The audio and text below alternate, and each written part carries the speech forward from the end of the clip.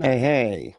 All right. So we got this video, and it is this weird talking guy. And that's putting it as politely as I possibly can. He's a weird talking, like he sounds insane. I don't know, not that I'm like a bastion of talking normal or anything, but this guy just whoa, you just gotta hear it. But yeah, and he's talking about Morgan Freeman, who I think people assume believes in God, because he played God in a movie. So they're just like, he must, he's got to believe. If you play God in a movie, then you obviously believe. Why would you play that character if you don't believe it exists? As if, Luke Skywalker believed, or Mark Hamill believed that there was a, beliefs in the Force or something. Anyway, so yeah, we're going to check this out. It's going to be pretty fun. But I am Brentley, and this is the Punk Apostate. Let's go.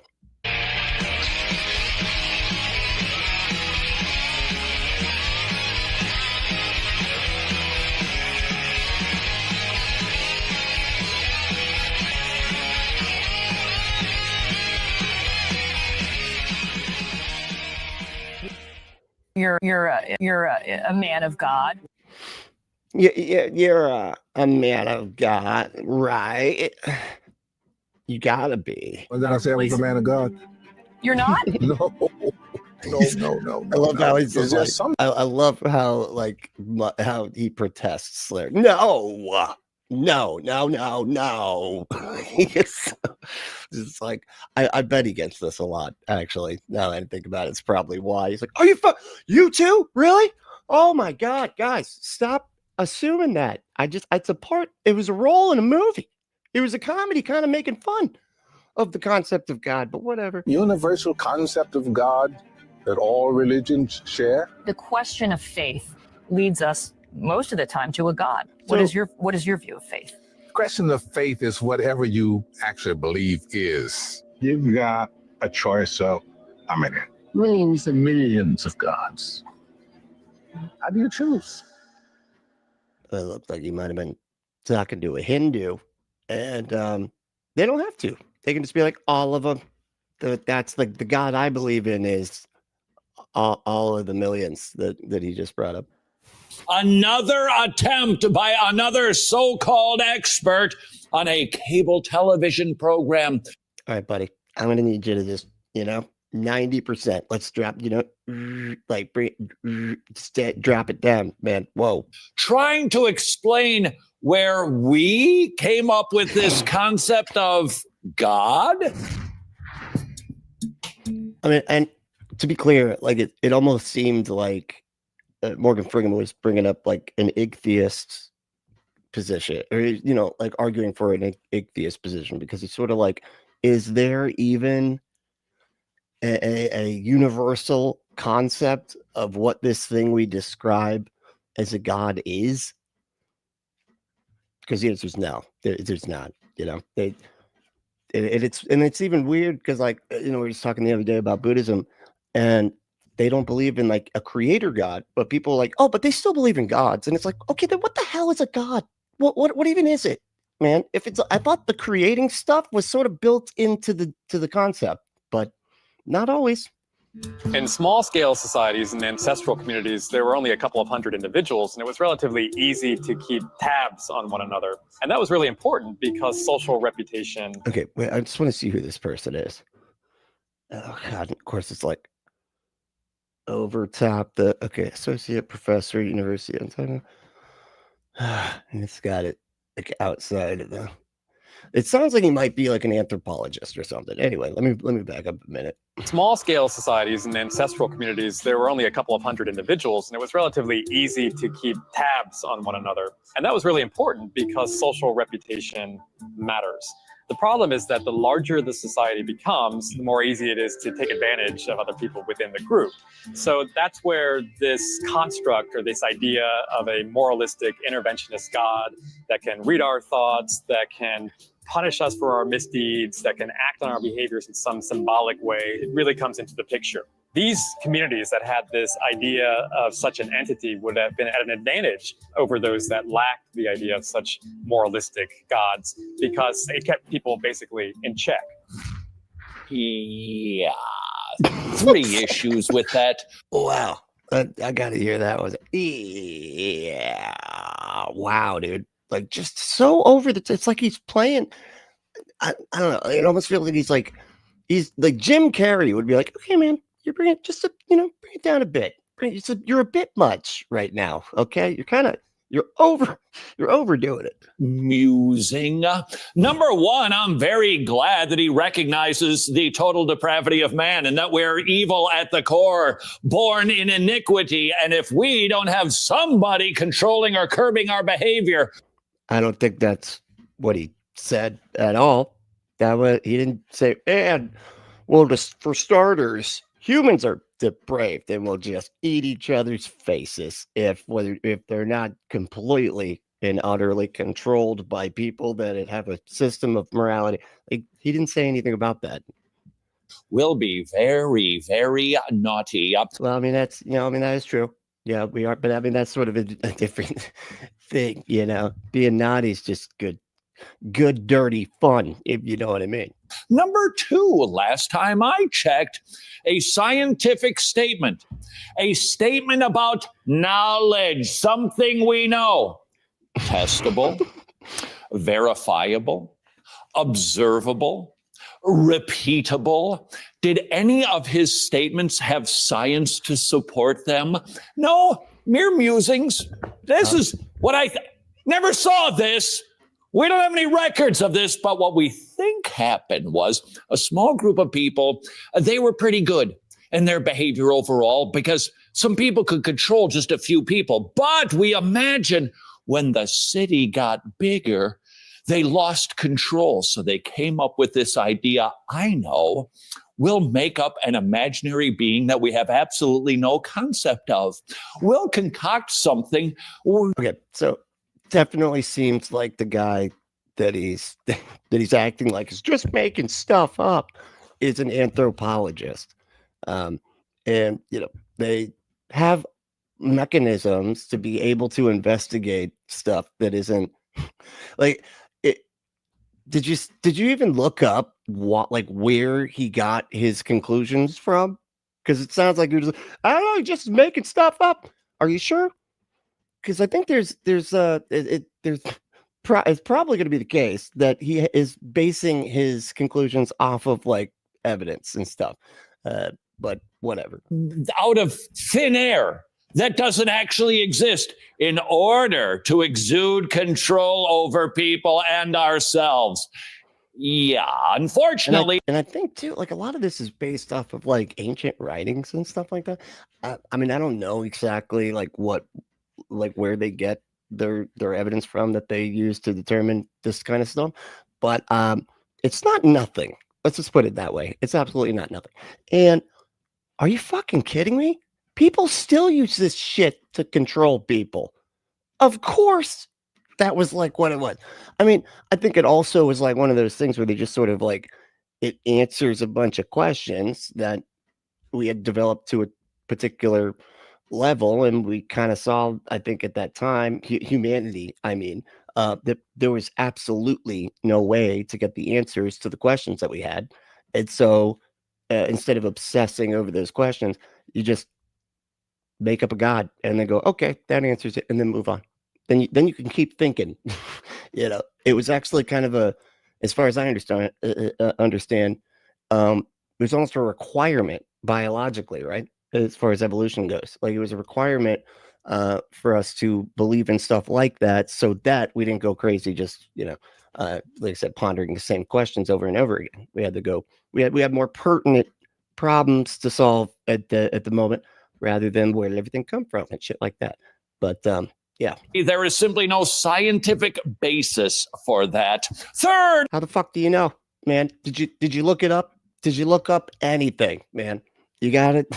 You're just I don't know. I just feel like he didn't base it on anything. So I'm just going to decide that is true. Yeah. Cause I'm one of the people that is clearly being controlled with this fucking religion. I'm going to pretend like I'm not. Observation for your consideration. This man actually proves, both in what he is saying and what he is imagining, Romans 1.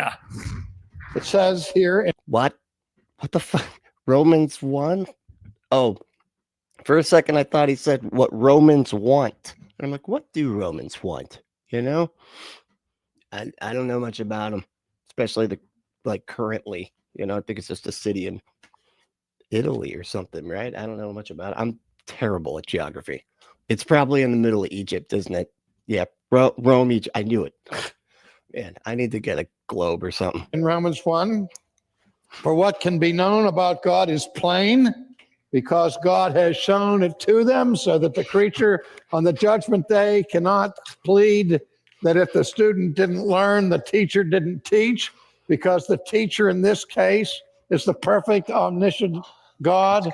And if the student fails to get the message from this pedagogue, there is no excuse. For he says, his invisible attributes, even his eternal power and divine nature, have been clearly perceived. I love that verse. I don't know why. I just think it's hilarious. And it says, his invisible attributes are clearly seen. The invisible ones. You're like, it's so obvious you can see the invisible stuff. I mean, come on. Obviously, the invisible things are being seen by everybody. Fucking what? How do you how do you say something like you're literally contradicting yourself in your own sentence? Ever since the creation of the world, so they are without excuse. Hey, there's a shocker. Jesus Christ, man! You need to turn your mic down or so. I might have to. Did that scare y'all as bad as it scared me? Holy shit! What the hell is this? Like, whoa, dude! Come on, man, dude. Seriously, bring it down like 10,000 notches. Wow. Sorry, my nerves are all rattled now. I'm like. The Bible explains the two groups with the two views from Morgan Freeman's The Story of God cable series. The first group of people, if you recall, are people who... I don't know what I don't know exactly what he's talking about. There's some kind of series on cable television. Do people still do the cable television thing? I thought that was done. I thought we all just did streaming. You still watch cable? Oh, okay. Oh, for Fox News. Really, Fox? Okay. You know what? Invent a religious system. Fucking Kevin, watching Fox News. They don't worship the true God, but they worship a God. That's the first group. But the second group was the individual, the expert professor from... No, you're just going to breeze right past it? Like, what? How do you know it's the true God, dude? Like, everybody thinks that everybody else's God is the wrong one. Like, literally everybody thinks literally everybody else, no matter who we're talking about, thinks that everybody else's God is the wrong one and theirs is the right one. Which is kind of, I feel like it's funny when you put things in those terms, because when you're a Christian, I don't know what it is. It's almost like your brain just doesn't go there. It's like it doesn't let you go there for some reason. I don't know why, but I feel like I think it was No Illusions from God Awful Movies. He was like talking about debating somebody at one of the conferences where, a bunch of theists would show up at an atheist conference, because of course they do. They can't let us enjoy anything. And so they had to show up and start like trying to debate and stuff. And Noah just asked him, like, do you think you'd be a Christian if you were raised in Saudi Arabia or something like that? And of course he said they wouldn't answer the question because, but I had never really thought about that question when I was a believer, or even at that phase in my deconstruction. And when you think about it in those terms, especially me, who was raised and homeschooled in a Christian family that was like very much so, you're not allowed to look at anything other than what we want you to look at. And so that was compelling. That was quite compelling to me, because I'm like, yeah, I definitely would have been Muslim, because that's that was, if they did to their kids what my parents did to me, yep, I'd be Muslim, and I'd be probably defending that. Like it, was like I was defending my family's honor, because I kind of was. New Zealand, who was trying to explain why God doesn't exist. In both instances, I don't think that's what he was doing, but I think he was just describing why people believe in God. And and its utility as far as like societal stuff, you know, anthropologically speaking, societally, but he was like, here's why God belief is fucking stupid. Check this out. Now, that's not what he was saying at all. It was just describing why people believed and like how it worked. This Romans 1 explains why they are doing what they are doing. The one group. God, this guy is just insane. Like, what the? You need to chill on the cocaine, dude. Okay, I swear, this is exactly like what somebody on coke acts like. And they don't realize they're acting like this either. You know, when they are like interacting with the person at the register, and they're just like, "Why can't you see that I need the Marlboro cigarette?" You know, and they're just like, "Why is this guy acting like this?" I'm like, what? I'm totally acting. You're not acting normal, dude. No, just ask for the Marlboro. Just say the thing. Why are you doing this? Holy shit, you're weird. They've got this knowledge that God exists, and so they realize we better be doing something religious. Do they seek after the true and living God? No, they do not. Oh, no. They fashion a God to suit themselves and worship it in an effort to suppress the truth of the true God. So they make up, my goodness, the copium. Like, I swear so much of this is just copium, right? Like, it's just, they make up a God that's not the God that you believe in. And that means they're making up one to suit what they'd like to think and what they'd like to believe. But that's not what you're doing at all. You believe in the real one, and you kind of don't like some of the stuff that God says you gotta think and do and all that type of stuff, but you do it anyway because it's just the true one. Yeah, right. I guarantee you love the things that you think your God wants everybody to behave like, dude. It's just you just, they act like they're not working backwards, but everybody else is doing it that way, not them though. God. The fellow who is the expert, however, was doing the same thing, but simply from a different angle. He was trying to explain away. Guys, like, Jesus fucking Christ, dude. Oh, that's great. What's going on, everybody? Let me see who's first. I mean, I'm going to do the first three. That's where, you know, do first, second, third place. And then we'll head back, and I'll just say hey to everybody as we go. But, Spooky was first. What's up, Spooky? How you doing? And Spooky knows they're first, too. They're like, I'm first. All proud about it. Thumbs in the armpits and all, you know. Then Pandora's Pinata, of course, who's always, you know, right there in the running, I'd say. And then, of course, we got Gretchen. How you doing, Gretchen? I believe he's like, oh, you're talking about Morgan Freeman. Yeah, that would make sense, you know, I would say. But I go up. Hey, Amber, how you doing? And Kay Pebbles. Kay Pebbles, how you doing? Dan Steely, what's up? Oh, we also got Blood Badger. What's going on? What's up, everybody? All right, here we go. Why God exists. And the reason for both of those groups rejecting God. Wretched. Can't do any. His name's Wretched, by the way, which I feel like is kind of fitting, just given his just everything. I don't know. Is because they have a reprobate mind. You say, yeah, that's it. And, you know, everybody that doesn't think the stuff I'd like, they have a reprobate mind. That's what it is. What the hell is hold on, we gotta look up this word. Reprobate. I thought that was just like what you do once you've masturbated several times. You've reprobated. I don't know. But reprobate. An unprincipled person, often used humorously or affectionately. What? Hold on. I feel like we're going to have to get some more definitions than that. What? Reprobate. Unprincipled person, often used humorously or affectionately. Like, I just don't feel like those two things go with one another. But here's the example they gave. He had to present himself as more of a lovable reprobate than a spirit of corruption.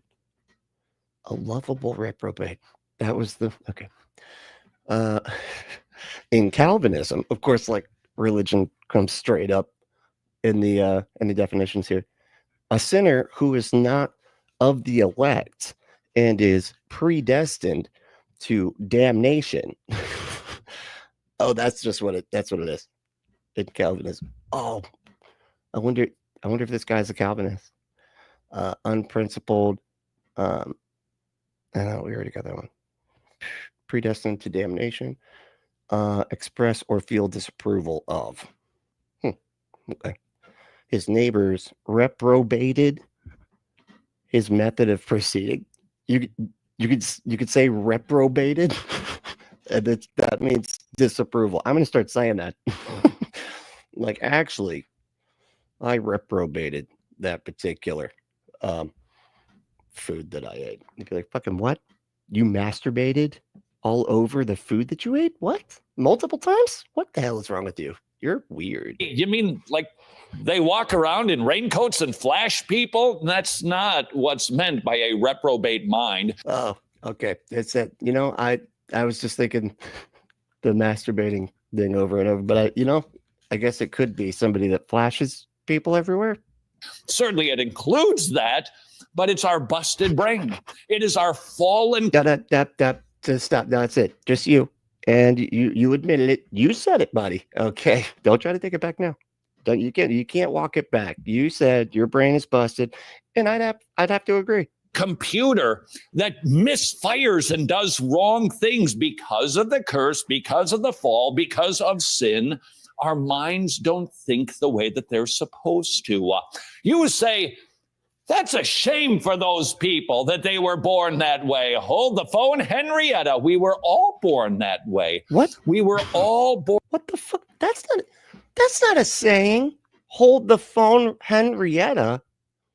God, it's not like some old. That Henrietta is like a character on Leave It to Fucking Beaver, isn't it? That's like a show that he would know about. Even though it probably wasn't on even when he was like 4 years old. Born with brains that hate God. Reprobate is my favorite pejorative. Oh yeah, I agree. As an unborn again Drusilla, hey, how we doing? What's up? An individual starts to ponder outside of the realm. I love Drusilla already knows. She's like, this fucking guy. Yeah, really? This one? This is what you're doing? It's okay. It's a short video. It's already almost halfway over. Math or science or history and enters into the field of theology. Boom, boom, boom, boom. Yeah, men never do mature past 14. Are you watching this guy? He just went pew, pew, pew, pew. Are you serious? Yeah. They don't. I didn't mature past 14, but for very different reasons. You see two groups of people that operate from the same busted foundation. You have those like the host who work very hard to suppress any knowledge of God, or the pagans that were shown in the story of God who are trying to create a God to replace the true God. Okay, I guess I should have watched this fucking show first, huh? Like, I don't... Is this on the History Channel or something? What, just in between all the fucking alien and ghost shows? Is there like have like a normal thing? What channel is this Morgan Freeman History of God show that has clearly got this guy all in a hissy? Would you rob a bank if you thought that nobody could possibly know that you've... Okay, it's National Geographic, or is that just this one? No. Yeah, National Geographic. Why people act badly. The story of God. Okay. Yeah, I feel like I'm gonna have to go watch this now. On that, and I think if we're honest with ourselves, and he is really weird. I agree with you, Drusilla. That's partially why we come from here, because weird is sort of our whole bag around. I don't know if you noticed, but the Fundies, the one thing that sort of just ties them all together, they're fucking weird. Think that there's no hidden camera, there's no security guard, it's completely empty. There's a bank vault that's filled with all sorts of currency and jewels. Many of us would walk in there and actually take all that currency. So I think the idea or the impression or the sense that something is watching us and will punish us for our misbehaviors is a very potent, very powerful social factor.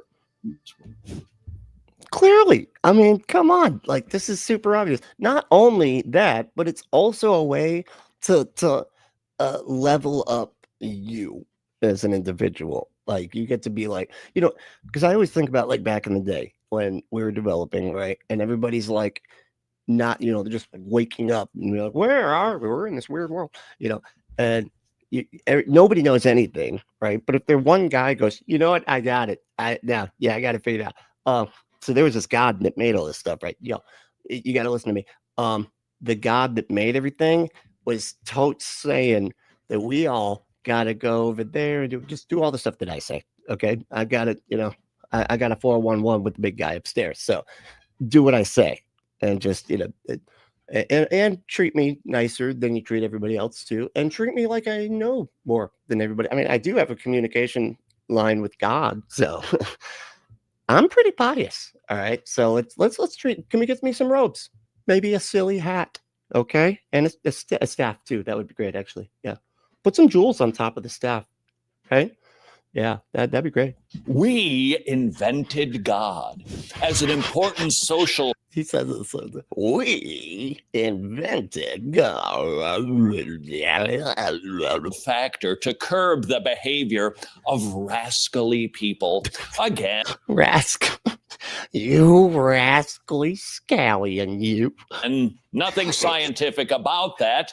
And when you look at it on What's up, Stan? How we doing, dude? its face, okay, that kind of makes And Brent, what's going on, Brent? sense. I guess I could imagine something like that. That seems logical, but it is not. In fact, it is downright foolishness. Now, in a sense, it's brilliant. But it's brilliant foolishness. That's the best kind of foolishness. Is the brilliant kind. It's foolishness at the same time. What you got here is brilliant foolishness. But in fact, He repeated it. It's almost like he heard me. He's like, "Hey, Brentley, it's brilliant foolishness. The foolishness is brilliant, Brentley." Okay. Whoa, are you talking? Did he see me? Is he talking to me? if a person begins the pattern of their thinking at the outset by refusing to acknowledge what they know to be true, that is, by starting with the rejection of the knowledge of God, the more brilliant they are thereafter, and the more consistent they are thereafter, the further away from God their reasoning will lead them. What? Hold on. I need to hear that whole thing again.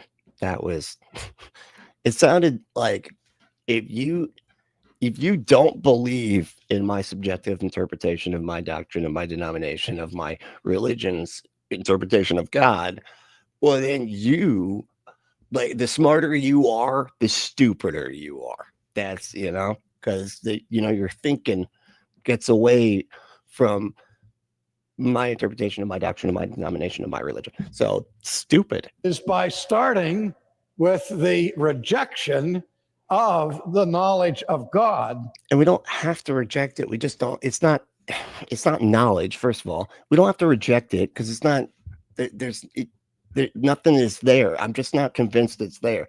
I don't have to reject it. It's just, that's like me saying we have to reject leprechauns or whatever. We don't. We're just not convinced they're real, dude. The more brilliant they are thereafter, and the more consistent they are thereafter, the further away from God their reasoning will lead them. So did he just say that the more consistently you think, the further away you are from believing in God or godliness?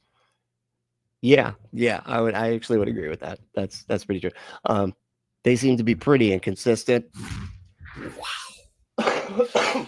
They can be brilliant rhetoricians. It seems so plausible. And the more clever and the more appealing it is, the more wrong it actually is. Now, Jesus, man. My God. if somebody like me is telling you to calm down, I don't know what the fuck is wrong with you. What is the point of this exercise? There are many. First of all, recognizing. Why can't you sit still? What is this spinning camera shit? Are you in a music video? Are you making a musical? That's what this feels like. He's like in a music, in musicals when the camera's on. Da, da, da. Anyway, The issue of foreign religions, of other theological systems besides the one. looks like he's like doing this just to annoy the cameraman. That's what it feels like. Like the cameraman's like, okay, can you just stand still here? And then he's like, oh yeah, I will stand still right here. And then he's just like, well, hey man, come on. I thought you said that. Dude, I'm having to. Okay, you're gonna make me trip and fall, man. I'm having to walk backwards here. Okay, can somebody guide me from behind? I don't want to hit stuff. Unpresented in the Bible are all not people trying really hard to figure it out. No, God has given them a knowledge that he exists. He's given everybody a conscience. And so when they fashion a God to suit themselves, it's as if they're going, I don't want you. Get out. I'll make up this to replace you. So it's not. How the fuck do they think everybody knows whatever you think a fucking God is in order to reject it? I never understand this. Like, oh no, I'm choosing not to believe in the real God, whatever you think a real God is, because I don't want to have to behave in ways that I have no idea I'm supposed to behave, because I don't know what the fuck you think your God wants me to behave like, because I'm not in your head, man. Jesus. This trying to figure out God, and they're just a little misguided. And if we can just push them just a little bit down this track, then maybe they'll become a Christian.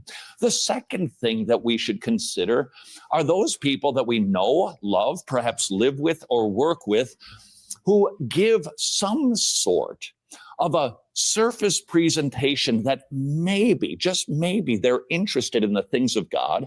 And so we think that they are seekers by nature, and we just need to help them get a little bit closer to God. Understanding Romans 1, and that the bent of the born pagan, which we all were, is not a groping toward God. It is actually a move. Why do you use the word groping? Groping? Groping toward God? What? Why? How do you? I don't grope toward anything. I don't directionally grope, buddy. Okay, that's not how I grope. Away from, and all my groping is consensual. I just want to make that very clear.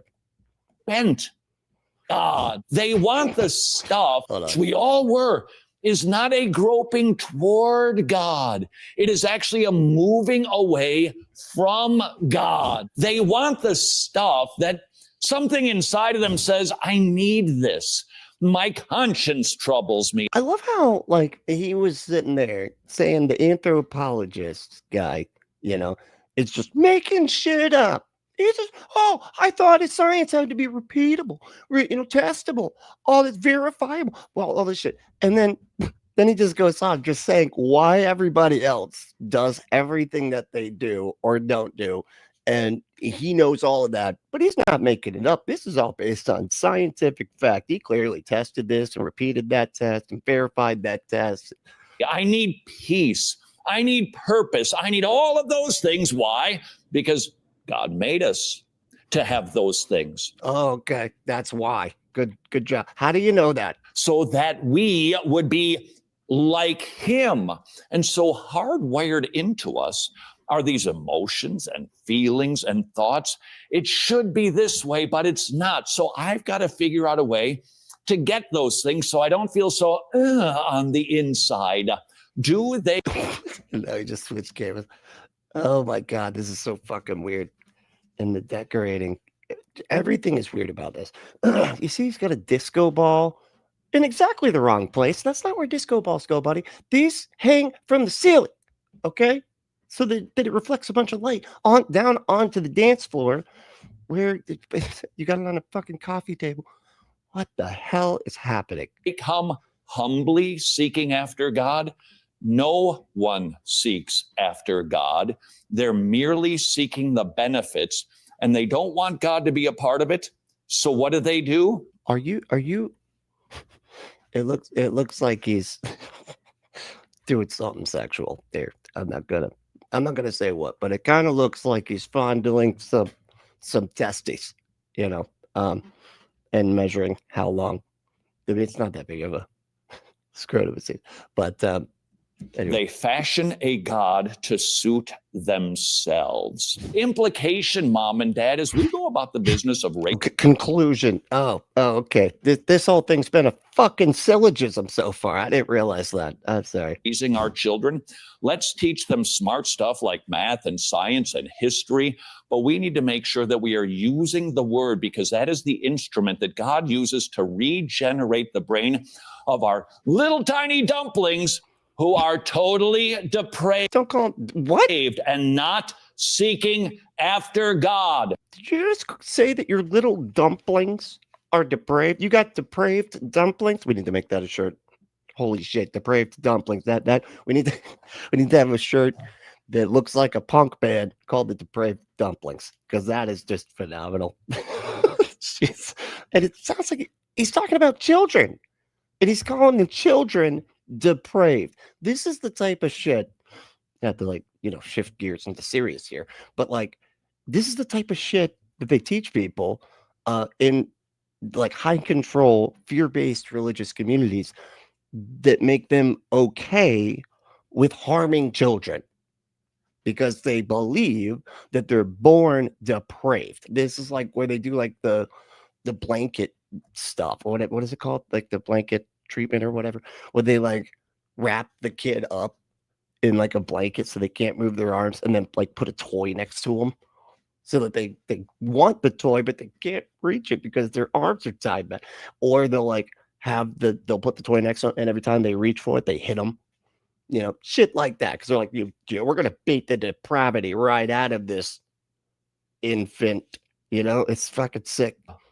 Even sometimes when there's a blanket party, that no, that's in the military. Okay, that's like what was that movie? Full Metal. That's like Full Metal Jacket, you know, when Kingpin was really weird and kind of stupid and a little lazy, and boy did it piss off the other people in his unit, and they went to town on that guy.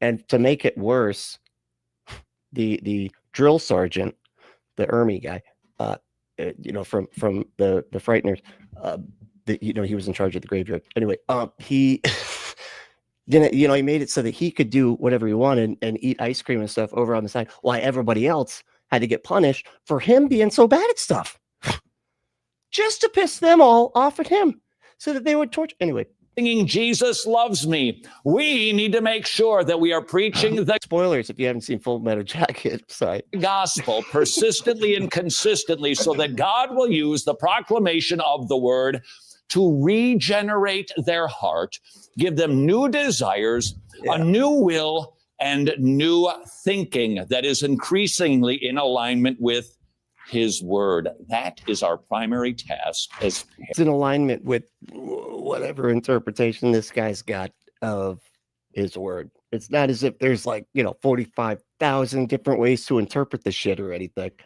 My God. Yeah, with the soap. Yeah, exactly. The soap that like comes with the rope built into it or something. Like, I always see it in movies, never actually seen the soap on a rope. You know what I'm talking about? But yeah, that's what they did. And they like tied it, like that scene. Well, part of it seems kind of sexy if you think about it, you know, being like totally like strapped down with the blanket, because everybody would take the blanket and they would pull it on either side. Everybody would just grab the blanket that you got, pull it over, and then you would strap you down so you can't move, which is pretty odd, you know. But then you get hit with a bunch of soap by a bunch of other dudes that are fully clothed and shit. So it's not, you know, it's not really sexy. It could be if it was done differently. Until tomorrow, go serve your king. Go serve your king. What the fuck are you talking about? Oh, this is supposed to be like an institute? I wonder if he's like, this is Christian PragerU. Well, more Christian. No, that's right. They're not actually Christian. They're just Judeo-Christian, apparently. Hey there, my name is Easy Swain, and I serve as the president of Living Waters. But Easy Swain? He made that name up. That's not real. That's like his DJ name that he just is like, I'm just going to go by this now. Yeah. I mean, it worked really good at my last gig. I did a wedding and a mitzvah, both bar and bop. I did both. that doesn't matter. What matters is that Todd Friel is celebrating his 25th. He wishes it was his birthday, but more important than that, it's his 25th year in ministry. And what a blessing that God threw him. All right. I think we've had enough of weird talking guy. Okay. And I can't remember. I was going to. Oh, man. I almost want to talk about it. It's so weird that, and I remember I called it back in the day, or back a little while ago. Didn't really call it, but like, I was like, why the hell is Nick Fuentes fucking everywhere now? Like, he's just super popular. And now his popularity is almost kind of just split the Republican Party because, you know, half of them are like, yeah, we are that Nazi-ish. And then the other half's like, we don't know, but we don't say it outright. Stop saying this stuff out loud. And that's kind of caused a divide there, which is funny. I don't know if it's good or bad, but I mean, it's bad. I mean, it's good in the sense that, you know, it's kind of breaking the party apart, kind of making it more difficult for them to get it together and get things done, which is great because the less they get done, you know, the more people stay alive for longer and better. Jesus. Anyway, it's getting real. The plane was following Erica Curtin. Oh my God. The conspiracies surrounding this fucking Charlie Kirk thing is, but the dude's got a Jesus Academy hat on. It says Jesus Academy on his hat. Okay. Did Jesus die as our substitute? Why would you bring on William Lane Craig to talk about that? Isn't his whole thing like apologetics and shit? Anyway. He does not believe I didn't mean to do that. I'm sorry. Death. Just stop. I don't want to hear from him. And you know, if there's no God, then there's no such thing as objective morality. Yep, there's not. Yeah, both those. Nope, neither one. How could a good God allow evil? Kind of curious. It's only 8 minutes. Let me see. That is arguably Let me see what I've got. See what he's got on this one, because I think it is an interesting argument, and it's always funny to hear these people squirm when you bring it up, especially when you really walk people through it. You know, just like, here's how disgusting humanity was back then, and then you just start saying some of the most disgusting stuff that's happened in history, and you're like, and your God was cool with that. He let it happen, or even caused it, if you think about it. Hardest, and that is arguably the hardest and most pressing apologetic question there is, because ultimately the very tidy philosophical and theological answer isn't the right answer sometimes. You know, sometimes the right answer to the wrong question is the wrong answer. Because I've encountered situations where someone has brought the right answer to the wrong question is the wrong answer. I'm lost. I don't even know what he thinks he's saying. Brought up a variation of the problem of evil to me, and I've just felt uneasy about maybe the tenure that they're coming at with the question, kind of the character that maybe is behind the scenes, and asking them, you know, that's a great question. Why are you asking that question in particular? And finding out, once again, like the previous question related to it. So you're not going to answer the question. You're like, why are you asking that? Are you a filthy atheist? Is that why you're asking this question? No, I want to know. No, you tell me if you're an atheist and that's why you're saying that God is evil. They're personally hurting. And so in that sense, I could give a tidy answer. Just because you're hurting, isn't it? Who hurt you? Okay. What Christian hurt you to make you say that, you know, God shouldn't allow evil? About, you know, if you're positing that something is good, you're positing that there's an objective good and evil, and if there's an objective good and evil, then you're positing an objective law, and an objective law needs an objective lawgiver. So where do we find the groundwork for an objective lawgiver to begin with? Otherwise, you may not like certain things, but to say they ought not to happen is actually an ethical leap to an objective reality. That okay, so he's going the, it sounds like he's going the direction of the, well, you don't even have an objective standard to say what what evil even is. So there, you know, because they got to pretend like they have an objective standard when they don't. All they have is a belief that some objective standard exists somewhere out there. Can't know what it is, but it's out there, and I know that because I believe in God. Which doesn't help you guys. You're just making something up so that you can think this other thing that sort of validates the other thing you just made up. And it turns out both things just made up.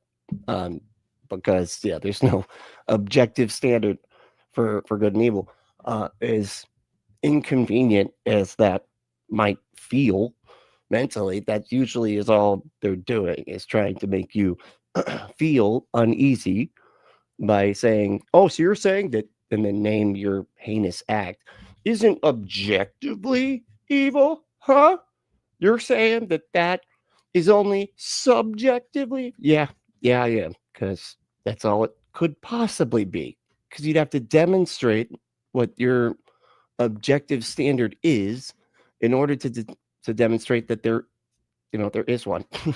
You may or may not have groundwork for. But if that person is struggling because a family member of theirs has cancer, then that particular maybe tidy, tied up in a nice bow answer is not going to speak to them whatsoever. And so that's why that's the hardest question. That's okay. So wait, he's saying that if somebody's asking, why does God allow evil things to happen? That means they're usually asking that question because something bad is happening to somebody that they love currently. And so you don't want to minimize that. So it makes that question really difficult. I don't think that's why it makes that question really difficult for you. I think it makes it very difficult for you because there's no good answer to that question, especially if you're looking at the same Bible that I am that says that it's okay to beat your slave. But all right. Because there are actually very good answers to it. But often... Oh, okay, nobody's saying it's good. Okay, let's hear them. Let's go. Often, it doesn't speak to the person in front of you because questions have questioners that sit behind them. And one of the pitfalls... Wow, that was deep. That was deep. He said that questions have questioners, that those questions come out of their face. So deep. Of my chosen field of ministry, apologetics, is that sometimes we give answers where we talk at people rather than with people, and there's a danger to that. Because the Christian faith isn't just an intellectual assent, right? It's a personal relationship. It's so, it's a personal relationship. It's funny too that he's like making a point about talking at people, because I swear to God, that's all you get from any religious people. If you don't believe the stuff they believe, they just start reciting stuff. They start just reciting the things that they believe. And you're just like, okay, man, calm down. And it's like, you can respond to the things they are saying. And when they respond to your response, it's like they didn't compute what you said because they're not actually listening to you. They're not there for, it's like great comfort.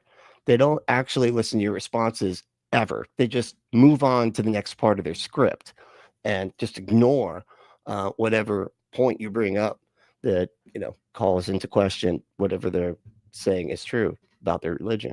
And that should also be played out in the answers that we give. So in one sense, I would say that I talk to a lot of people who go through that particular issue. What do you guys say? It says, soap has been around for a lot longer than most religions. Never thought about it that way. But really, soap? They used soap has been around? I didn't think germ theory had been around that long.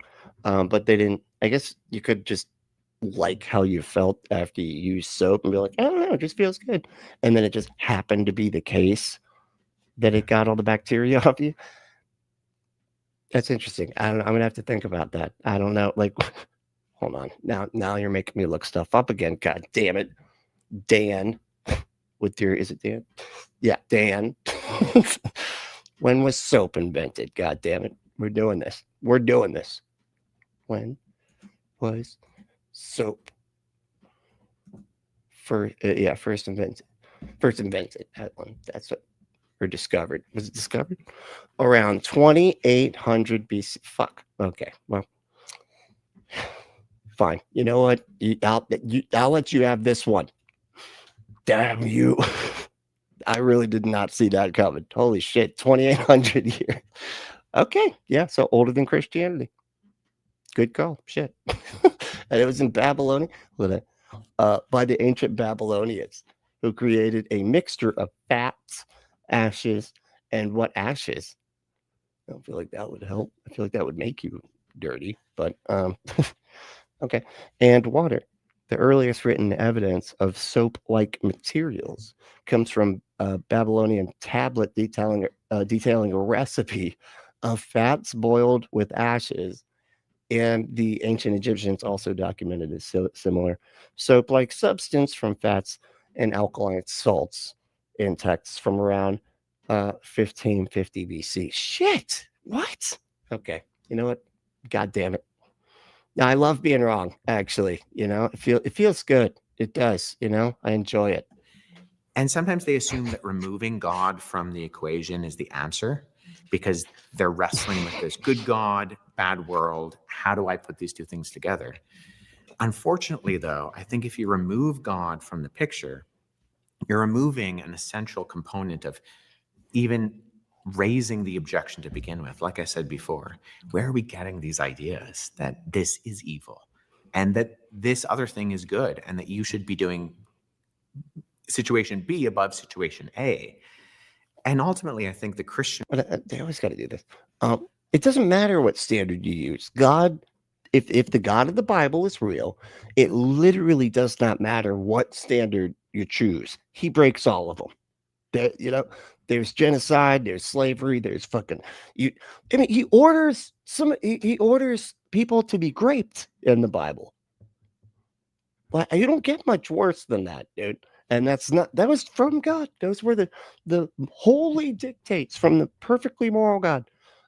You know, to punish King David, was it? And so apparently his wives or whatever have to be the ones that get punished. But anyway, worldview is unique in that the God of the Bible is not it's not the God of deism who creates and just kind of lets the clock work. Could have fucking fooled me. Seems like that's exactly if that God did exist. He's very uninvolved. You know, which, you know, just given that evil thing, you know, that's all over the place. I don't know, just take a look at like the Holocaust, shit like that. How the hell did that happen? Dials and switches go into place and looks from afar, viewing what's going on, but actually enters into the creation and experiences pain and suffering and uncertainty and ultimately murder. And so, and that's... God, those pews look so uncomfortable. They have not updated the pew, have they? Like, there's just, you know, they're like, no, why update something if it's working? Spoiler, it's not working. It's not, it needs to be updated. Look how fucking uncomfortable. It's literally it's a plank of wood. Then they put a little cushion on it. And they're like, yeah, that's the God of the Bible. Fixes it. There's a cushion under your butt. It's like, yeah, what about the rest of me, dude? I have a back too, you know? Not going to cushion those? No, the wood will do.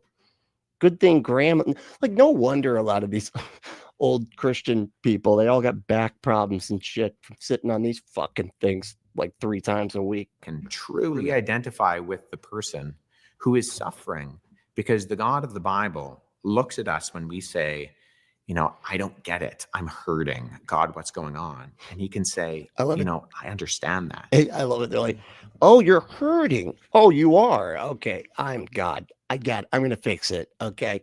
I'm going to become a man, and then I'll be torture murdered. And then then it's like both of us, right? Now it's bad. It's not bad, but I got torture murdered. So I felt what you felt. Like, you don't feel better about suffering all the time? What? We're going to have to come up with like but you get to go to heaven or something too, or something, because this didn't do anything for anybody. I don't know why they're not happier now. Michael, I imagine he just hangs out with Michael. You don't like evil. Me neither. Look at what it did. Right, Mikey, this didn't even fix it. It's like, you should just like forgive their sins or something. Maybe make that the mechanism that you forgave their sins for, and that way this wasn't a complete waste. To my son. And there's an aspect of that which I don't think you can find. Native atheist, what's going on, dude? How you doing? In other worldview perspectives to the same degree. Oh, dude. I gotta tell y'all, I had I just added, so in the Discord, there's an art section, right? And you can put your art in the art section, and I'm making like the designs for the merch and stuff. It hasn't moved over yet so that it shows up on YouTube. As soon as it does, I'm gonna start tagging it into different videos. But some of the viewers like made some really kick-ass art, and I put it on some of the shirts and stuff. Just check out the Discord, especially if you're an artist. Draw some stuff. Let's see it. Punk rock looking stuff. You know what I mean? And it doesn't have to be anything about the show. You could just, it could be political. It could be whatever. Don't be weird about it. I mean, be weird, but like good weird. You know what I mean? When you look at the worldview of other world religions, how is Christianity different? And how do we answer the assumption that all roads lead to God equally, and that Jesus, his claims weren't exclusive, that he is the only way to God? How do we unpack the different world religions and understand that? Yeah, well, I think a lot of people assume that Christianity is exclusive and that other worldviews aren't. And unfortunately, that's not the case. Every worldview is going to be exclusive at some point. Because not universalist. Okay. They are universal about their inclusion. So all worldviews are making grand claims about whether that's the origin of the universe, or about how to be a good person, or how to seek something that's desirable after this particular time that we experience on Earth. And even an atheistic worldview is going to say that a religious worldview is wrong. And so all worldviews are going to be exclusive. Even the inclusivistic ones, who attempt to grab bag all the parts that they like of any one particular religion, they're going to exclude the exclusivists. And so in that sense, they themselves are likewise exclusivistic. So I think we can... Like, everybody's beliefs are exclusive, dude. It's just weird because, like, when you're looking at their religion in particular, I feel like this is always kind of put like in perspective when it comes to like Americans. I mean, I know he's Canadian or whatever, but like they always like try to like prop up their religion as better than everybody else's, and then they want like government to endorse their religion, and so we have to bring up, they're like, hey, what about all the other religions stuff? And they're like, all those religions are exclusively wrong too, whatever. And so a lot of times this conversation sort of circles around separation of church and state and things like that, but I don't, because I don't know what else, what could the context be where they're talking. I guess they're just for people trying to be polite usually, where they're just like, yeah, but yours could be right, but I'm on my path, you're on your path, that dude over there is on his path, and they're just like, or just being like epistemologically honest, or they're just like, we don't know, but I'm on my path, you're on yours. Maybe all paths lead to God. I don't know, but like Christians are fucking weird about it because they make it like you're lesser than for not being their religion, and in fact, they literally demonize other religions, and they have the teachings of Paul to do that, and say, hey, they're not worshiping other gods, They're worshiping demons. So, you know, you need to hate them. You need to hate them. I mean, they don't say they hate them, but they do. But they just don't use that word. Stop pretending that there is such thing as neutrality, and that we can own the fact that everybody's going to push back on something, even if it's pushing back on the exclusivists.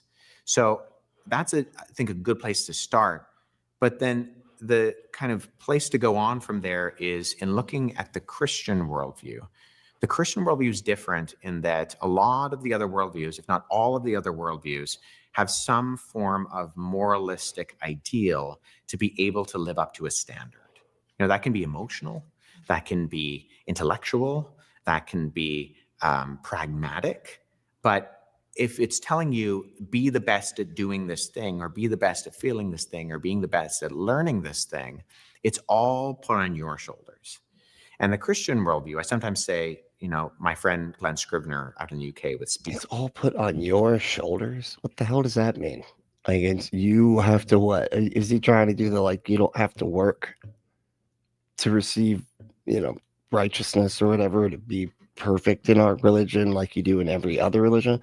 You can be as awful as Dahmer, and you can still go to heaven. All you got to do is ask the carpenter, wizard, ghost guy for forgiveness, and you're good to go. Okay, so Life Ministries. He has this version that I've taken and adapted. Epstein's only in hell because he was Jewish. So yeah, that's you know, according to them, you know, he believed the wrong religion. If he was a Christian, he'd be fine. You know, he could have asked forgiveness before, you know, Peter Thiel had him executed in the prison cell, where he says all worldviews are some form of survival of the. I don't know why, I just feel like Peter Thiel did it. I just, you know, I have faith in my heart that Peter Thiel took out Jeffrey Epstein. I'm just saying, okay, look. Fittest. But in Christianity, the difference is that the fittest steps down and sacrifices himself for the survival of the weakest. And that switching of motivations really does make Christianity unique, in that it's not about you doing the best or feeling the best or thinking the best, because those things are never going to live up to God's standards. Marred by sin, all of our thinking and feeling and doing is always going to be insufficient. However, because Jesus comes into the picture and he does and feels and thinks the best, he's the perfect example of a human being because he is God incarnate, then we can actually rely on what he has done rather than what we do. And there's a burden releasing in that. What the fuck is what are you talking about, man? There's a burden releasing. Like, some other guy was perfect though.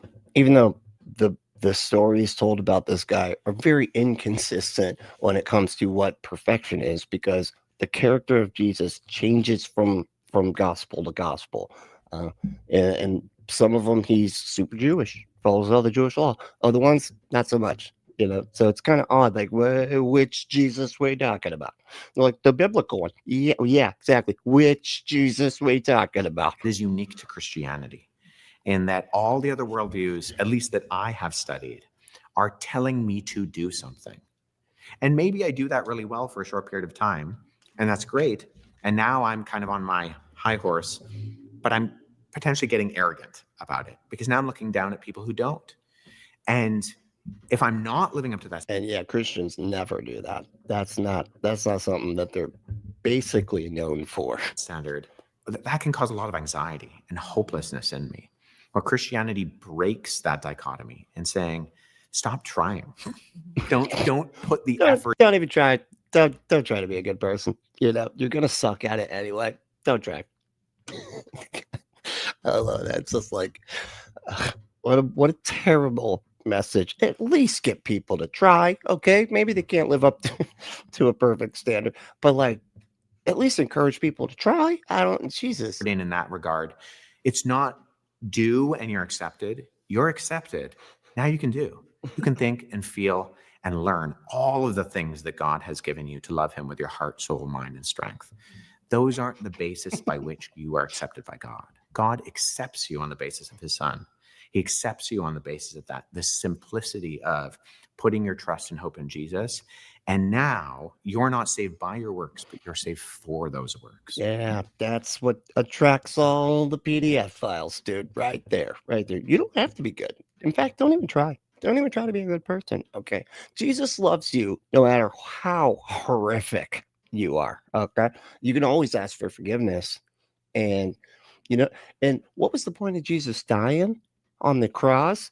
If you're not even getting forgiven for that much, you know what I mean? You might as well do the worst stuff so that it really makes Jesus' sacrifice worth it. You know what I mean? And those works can be an outpouring and a showing. That was Rasputin's doctrine.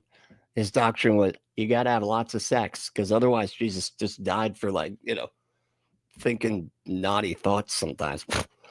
Come on, do the dirty sex, then ask forgiveness.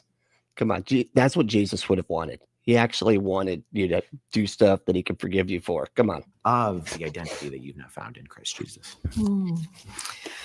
So beautifully explained, and that brought tears to my eyes listening, because you think about the freedom a lot of people need to hear, that it's not. Yeah, it's like Christianity causes that dichotomy. Yeah, I agree. Not work they do. It's something Jesus will do for them. From whatever world religion they come from, whatever worldview, whatever ideology. Well, that was a stark drop off. Whatever the other ideology. My computer messed up. Oh no, it's just over. Oh, okay. Well, that was abrupt, but cool. That was fun. All right, now let's try to find something more funny. That wasn't really funny. It was on topic, I think, but not very funny. Wait, is that where it come from? Is that fucking right, comfort? What's he saying? The reason God invented laughter. I'm sorry, y'all. I'm sorry. I gotta know why God invented laughter, dude. That's examining God's gift of laughter. I don't think you laugh at. No, what do you know about laughter? No laughing. They're talking about aliens and stuff these days. You guys know that. I was looking at some drawings. They're talking about the kiddos, all those kiddos. They're talking about the aliens and stuff, and Martians and stuff these days. They just started talking about this lately. Things and stuff that they have of these aliens, and these things look like they have no sense of humor. Seriously, I'm like, how much it would. That was hilarious. Apparently, I didn't feel like I heard a punchline there, but they just laugh. I feel like they do the podcasting thing without understanding that you're actually supposed to be saying, podcasters aren't just laughing for nothing. They think I don't know, they always just start laughing at stuff. It's crazy, they podcasters. And then this is how it sounds, because they're you just gotta randomly laugh. Just that's what podcasts sound like. Stink to be an alien. What is laughter? It's such a weird phenomenon. It's a way to take a dry as dust sermon, sprinkle it with water. Yeah. And that's a little bit of humor, not overdoing it, just a little spray of humor right at the beginning that makes them and you feel relaxed, because the fear of every congregation, if you're a new preacher, is, is this going to be a taste of eternity? Is there going to be an end? Is there light at the end of the tunnel? If you make a joke right at the beginning, I don't mean a silly joke, but just a little bit of humor, it relieves them and makes... Not a silly joke, like a serious joke, And realize you're human and that you're going to not be too heavy on it. They need to realize that you're human. What? Really? What the fuck is this thing going? Is that an octopus? What even? Oh, wait. Oh, they told you're a human. Okay. Because octopus that is the correct nomenclature. God damn it. They don't tell jokes. All right. That's how I know it's a human. In that sense, because you've got a sense of humor. So it's essential to do that. Yeah. That's why they call it. Yeah. That's how you know. That's how you know. also helps with memory and agreeability. If you can get somebody to laugh with you, they are more prone to become agreeable. Yes. From a preaching perspective, that's helpful because you want people to agree with God's word. From an evangelistic perspective, that's helpful because you want people to agree with God's word. Also, their attention span. So at the end of a particular point, you know, a 5 or 10 minute point, it's great if you get a little bit of laughter because it re-triggers them back into listening to what you have to say.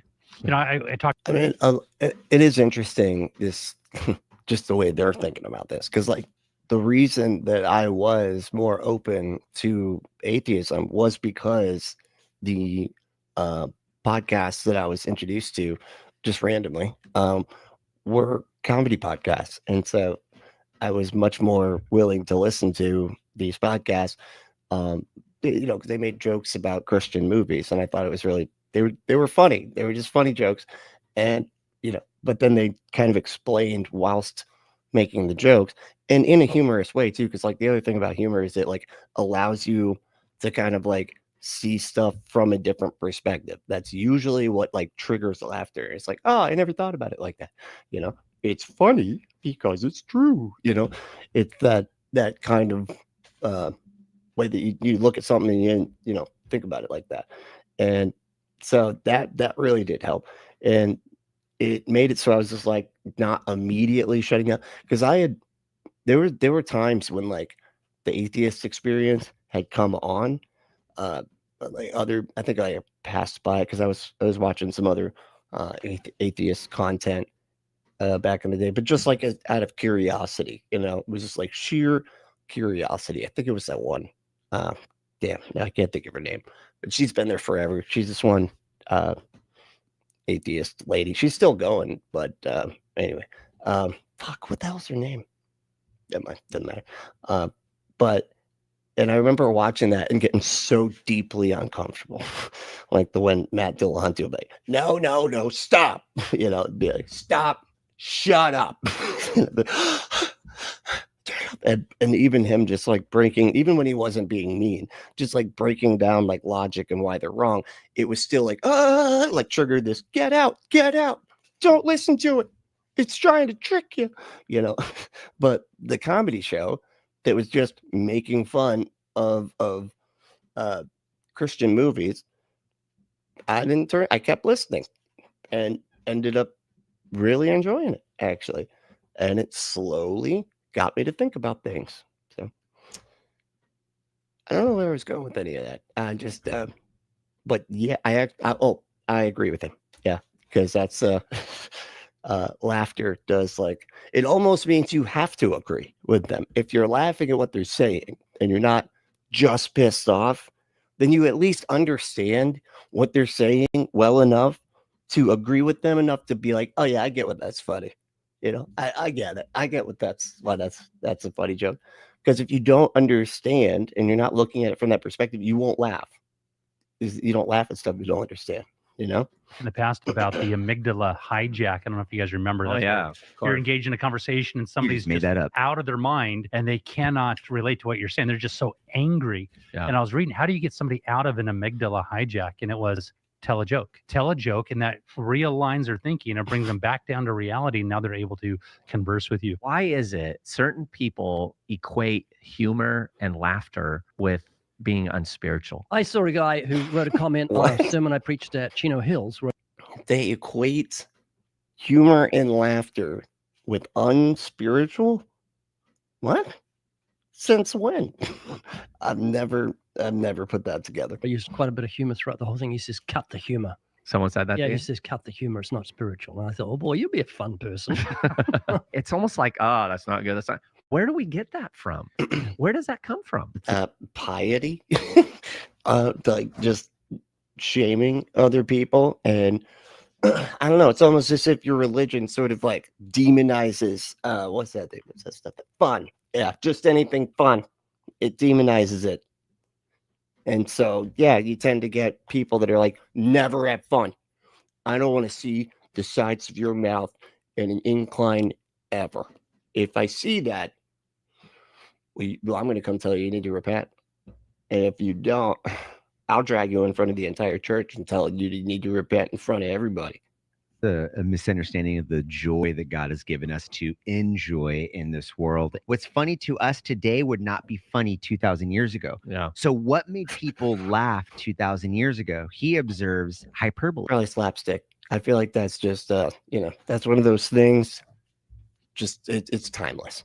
You know what I mean? Somebody just slipping on a banana peel. You know, you're like, oh, that looked like that sucked. Like America's Funniest Home Videos.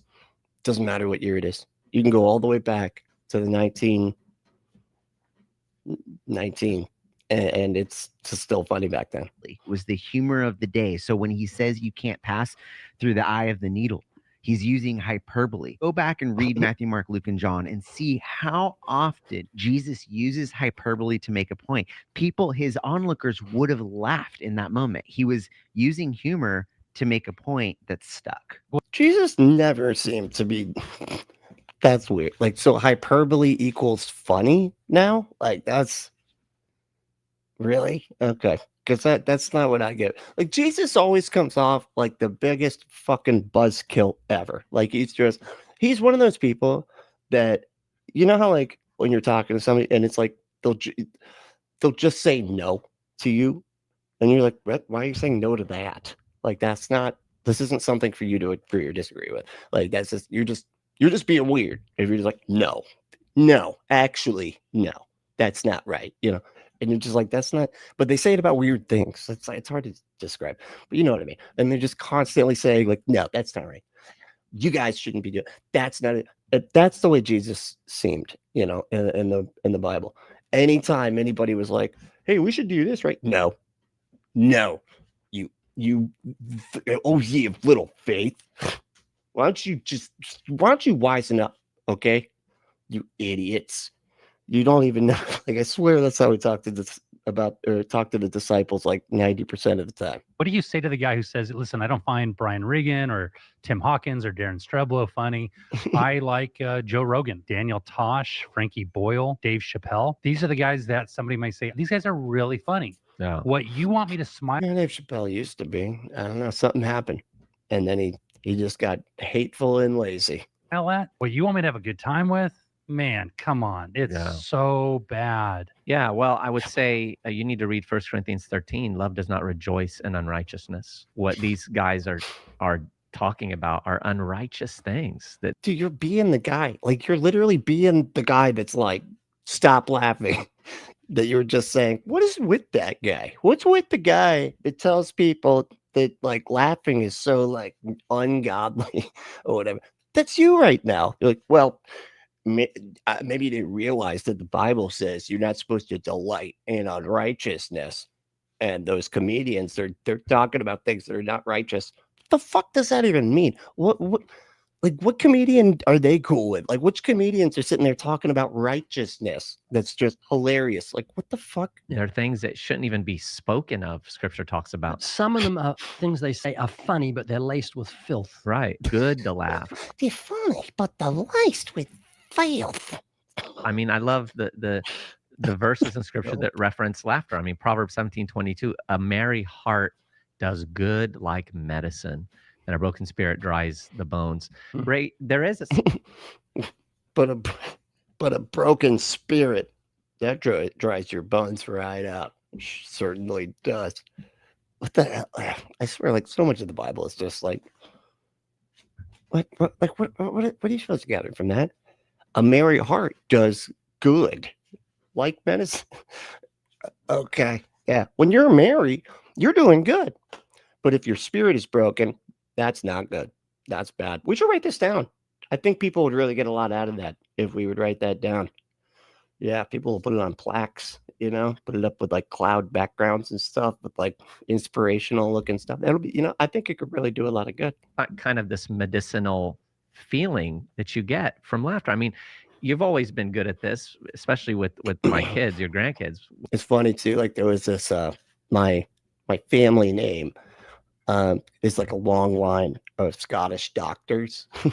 And like there's this weird story that was kind of like passed down, and we like found a bunch of we found like our crests, you know, our family crests and stuff, and we found all these weird stories, you know, And one of the stories was like about this Scottish doctor way back in the day, you know, when it was just like the Celts or whatever, you know, the tribal shit that the Scottish people were doing. And he was a doctor, and this dude had an abscess like in his stomach or something. And he went, you know, the Scottish doctor went and took a shit and made sure that the guy that had the abscess knew that's what he had done, and wrapped it up in his paper or whatever, and he like put it in the room, and he wouldn't let any of the other doctors or shamans or any of the other healers know what he had done. And so he just put it in there, and then like next day he's like, just put this in your room and then you'll get healed, you know. And all the other shamans like came in and were like inspecting it, you know, and looking at it, and you're just, you know, oh, and he burned it too. I'm sorry. So you couldn't, it wasn't like an obvious smell anyway. But they're like looking at it, you know, they're like tasting it, like, what is this? You know, and he started laughing and he laughed so hard that it you know, it got rid of the abscess, like it opened up and whatever and drained, and he got better because of that. And there's like some old story, some old Scottish fucking doctor story.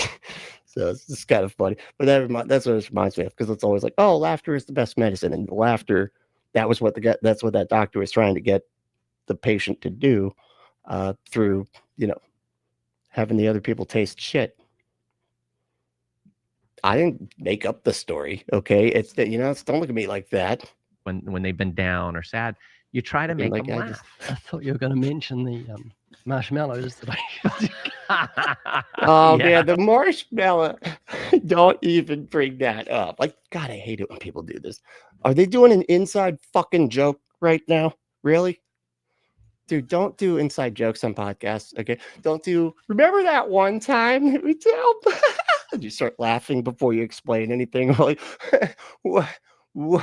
This sounds, what? You had to be there. Okay, then why the fuck, you know, I am here now. So like, why bring this up? Okay. What are we doing? You trying to exclude me on purpose? Are you trying to make me feel weird? Because that'd be fucked up. We can't forget That was crazy. Ray would Oh my stuff God, my they are. kids' If they mouths. hurt themselves, they'd fall over and start crying when they were little kids. I had a big jar of these small marshmallow things. I'd just go and grab a handful and stuff it in their hand and into their mouth. It always worked, though. And just made them smile. It always worked. All my kids have diabetes now, though. But it worked. Proverbs 15:15 says, all the days. Yeah, I didn't understand any of that.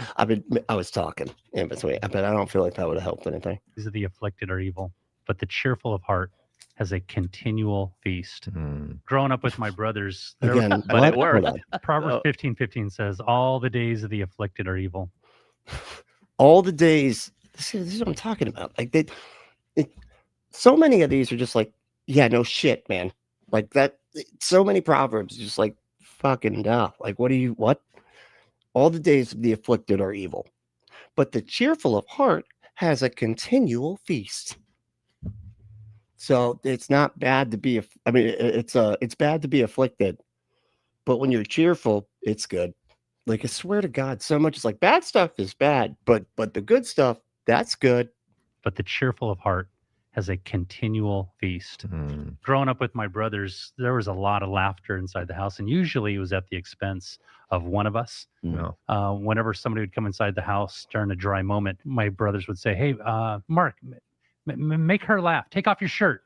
I'm like, they were always so quick and always so witty. Welcome to having older. The take off your shirt thing was that was that quick wit there. That's what was the joke? Do you look really weird without your shirt on? Do you have like did they do something to you? And so when you take off the shirt, they could see, look, we tied his chest hair into little braids, man. Oh, man. And then we put the little bows on each one. Oh, yeah, you can put your shirt back on. You can put it back on. Yeah, but that was a good bit, guys. That was good. Brothers. Yeah, bro. Your brothers. We've done some stuff on you. Me and your brothers. Says the guy who duct taped me to. Is this from 2012?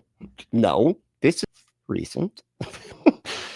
1 day ago. So no, 2025. They just act like they're from forever ago. But, To a street light. Oh, that I was can't one of believe you did that. okay. So anyway, but that's a Ray Comfort video. Oh, the devil loves this. Oh, I love it when the devil loves stuff. When positivity turns toxic, how bad theology hurts Christians. Oh no, I'm not going to get on. Oh my God, these people are. But there's something wrong with them. Is this because of the amount? If this is because of, yep. Oh my God, dude, it's what's his name? Kyle Kalinske, secular talk or whatever. Crystal Ball's husband. Anyway, he calls it Mamdani derangement syndrome because they just can't, like, their brains just break because of this dude that wants to give some free bus rides and make some housing affordable and the Big Apple, and they just can't. They're just like, but he's a Muslim now, and you're like, oh, and they're like, they're taking now like Islamic takeover of the United States has begun. Yeah, that's it. The whole thing. They're taking over the whole fucking United States, man. Are you kidding me? Jesus. Y'all have like it's like any kind of like any threat to them having like ultimate power over everybody, which they basically have, right now specifically. The Christians are, they even have like an anti-Christian bias, whatever, like investigative department, in the White House right now. Even though that's completely fucking insane. And all they've really managed to do so far, it seems, is be like, you're allowed to be a bigot. And if anybody tells you you're not allowed to be a bigot, well, then they're a bigot. And it's like, oh God. But yeah, they're persecuted, because the Muslims are taking over. Are you serious? Jesus. I almost want to watch that, but like, watch a minute of it. Saudi Arabia in the 7th century under the teaching of Muhammad, whom Muslims believe was God's final prophet. The name of the religion again is Islam. People are Muslims. Yes. Okay, we need to talk about what's going on. That is the invasion of Islam. Yes, that's what's happening. The invasion of Islam. Okay. Don't get me wrong, and I want to make this clear. Islam sucks. I don't like Muslim beliefs at all. Like, full stop. I don't like them. I don't like any religious beliefs. I think they're all ridiculous. I think they're all dogmatic, and I think they're all harmful. But so I'm not like a Muslim apologist here, but I want to make it clear, I'm going to make that clear because, like, people tend to see you going, oh man, it's funny that they're all freaking out about Mamdani, and they go, oh, what? Oh, you're pro-Muslim now? And it's like, no, I think I hate that religion too. But the religion, not the people. But it's just funny to see these people freak out about it, and they're just saying shit like they're taking over. Are you kidding me, man? Like, they make up like such a small percentage of the population. Hold on, let me look that up real quick.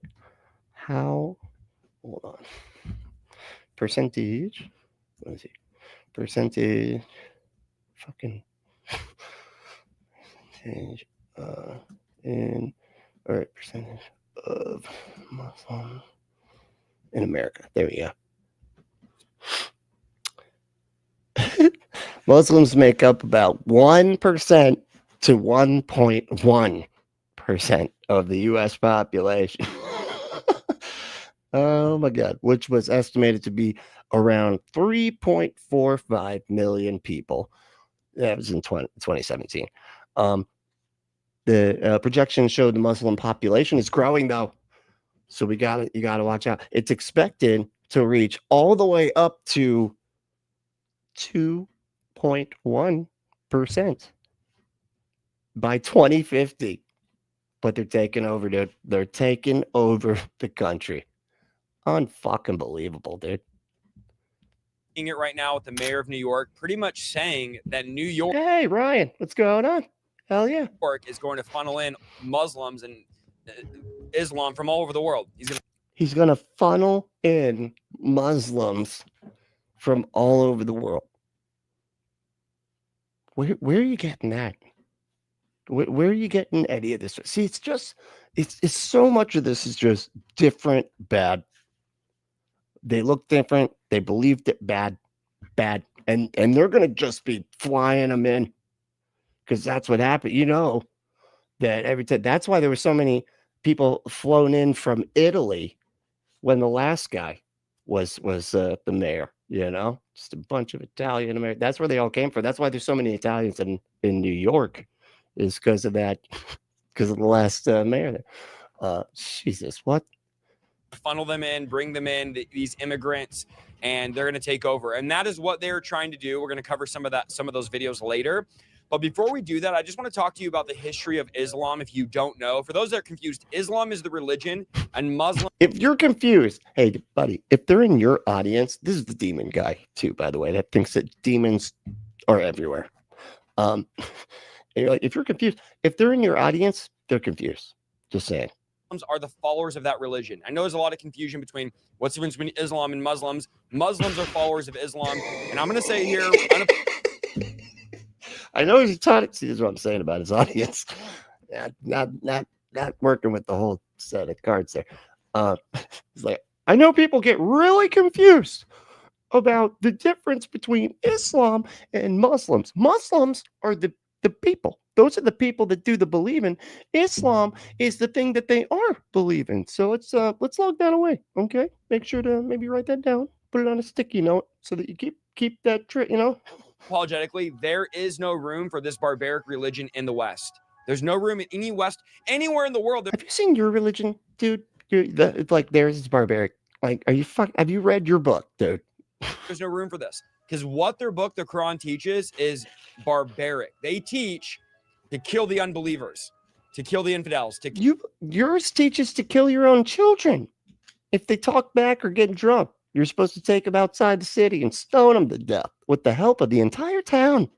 That's not barbaric, though, I'm sure. You know, kill those that do not believe in what they teach, and this is taking over, and we cannot let this happen. But let me give you. It also says to don't suffer the witch to live. So you know, there's a lot of stuff in the Bible that says to unalive people. The history first.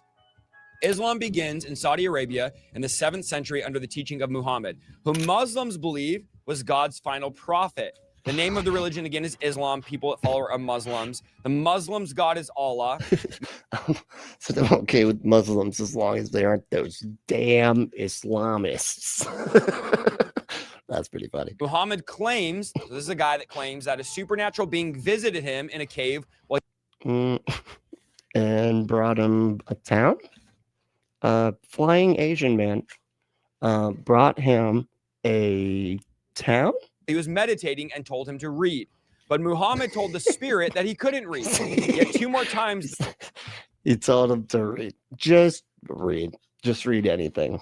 Just do it. He's like, I will not, because I can't do that. So there. Now what? Like, well, shit. Can you just explain all this stuff that I explained to you to somebody else? And you better have good memory. Do you have good memory?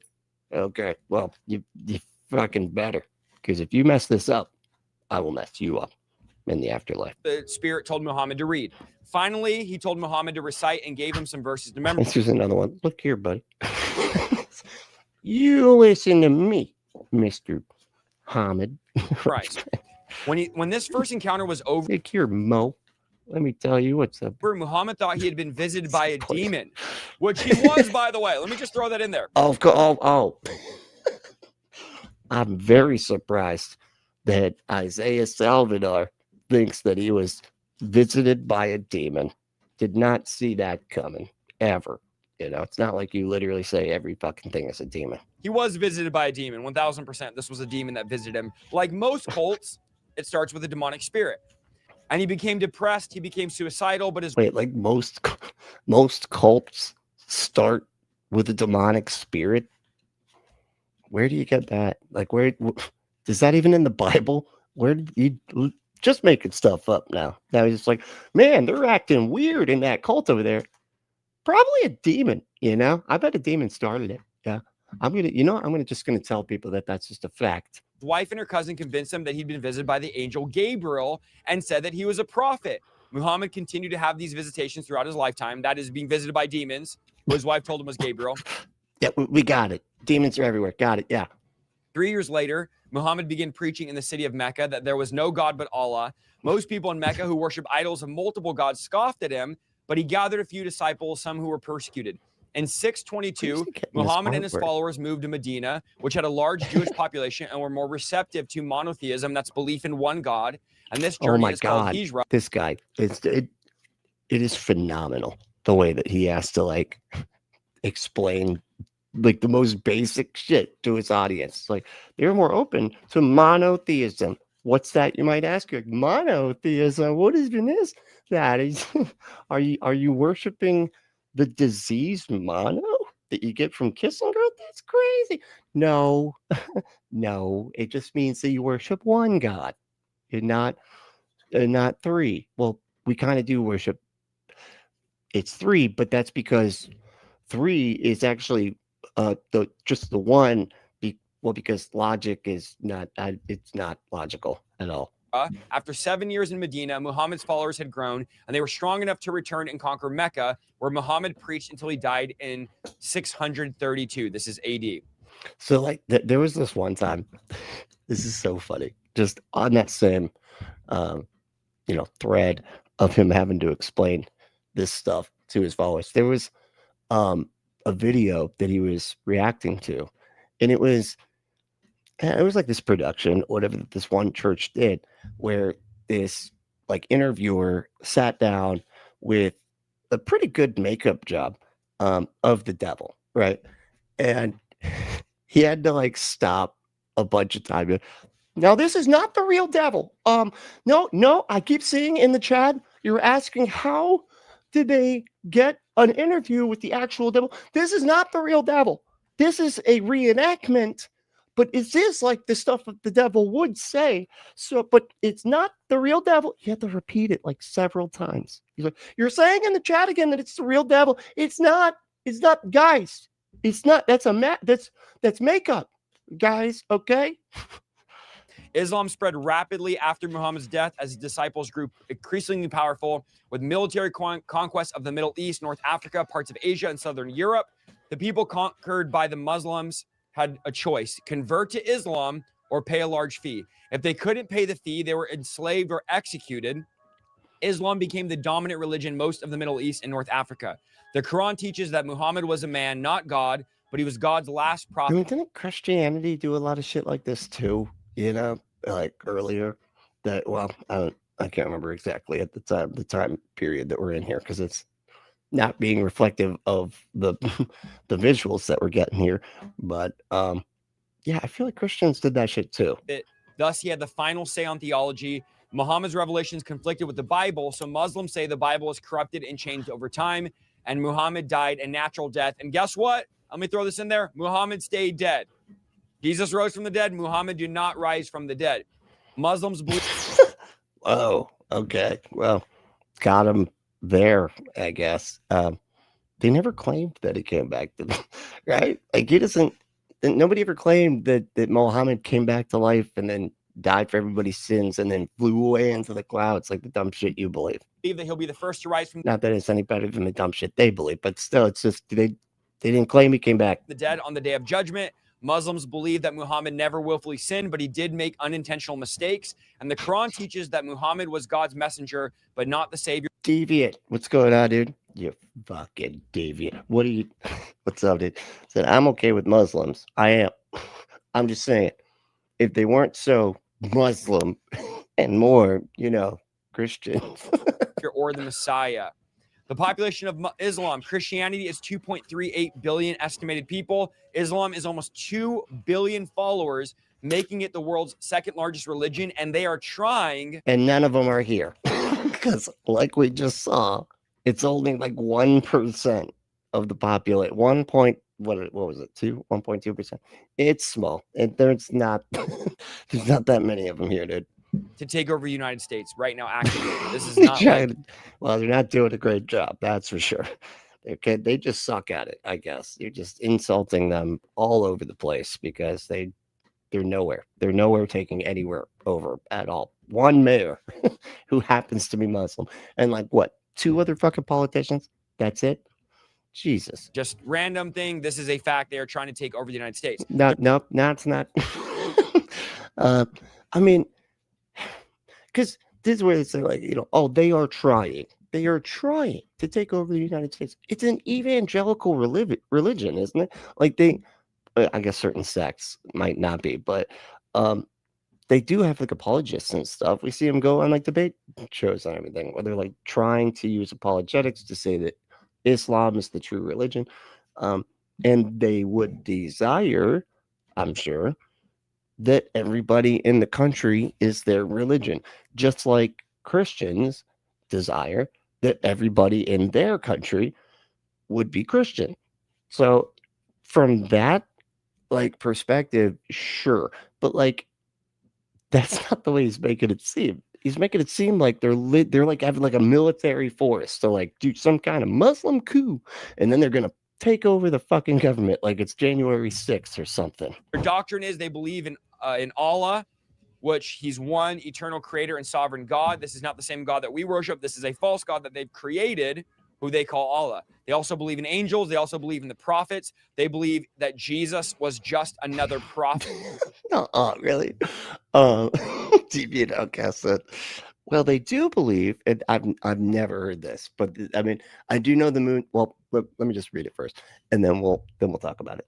Deviant Outcast said, well, they do believe he flew to heaven on a horse-like creature, from what I understand, but it's it's similar in the way it's described, I guess. Straight into the moon, and that's why Muslims don't drink alcohol. Don't ride and drink, man. You can't be steering that flying horse thing, and then you can just run right into the moon, and that shit just splits in two, dude. It just breaks right in half. Like, oh shit. Well, I think that was the moon. Well, that was like a cracker, man. That was basically just going right through a saltine. What the fuck, man? I would have thought it was more sturdy, given just the way it looked before I got to it. Jeez. But Jesus is not God, was not God, but just another prophet. They have 5 pillars. Their first pillar is the testimony of faith, the Shahada. That is, they basically recite this thing to convert to Islam. You state a creed, and that creed. Doesn't that thing look like? I always feel like it looks like a picnic blanket. It's like I feel like you should have some solo cups to go with it, and you just lay it down, and you get your little basket, and have yourself a picnic. Is that Muslims believe in Allah alone as deity. Their second pillar is prayer. There's 5 rituals of prayer that must be performed every single day, which is why you'll see them get on their mats, different things like that. The moon just jumped right in front of me. Okay, I was going a completely different direction. Who's moving the moon? That's my question. All right, because it was over and then it was. Look, Ossifer, I'm going to be honest. I had a couple of jinx, okay? And, but no, I feel fine, okay? I'm a designated driver, okay? So their third pillar is giving. The alms giving is a certain percentage of given once a year. You give a certain percentage of your income.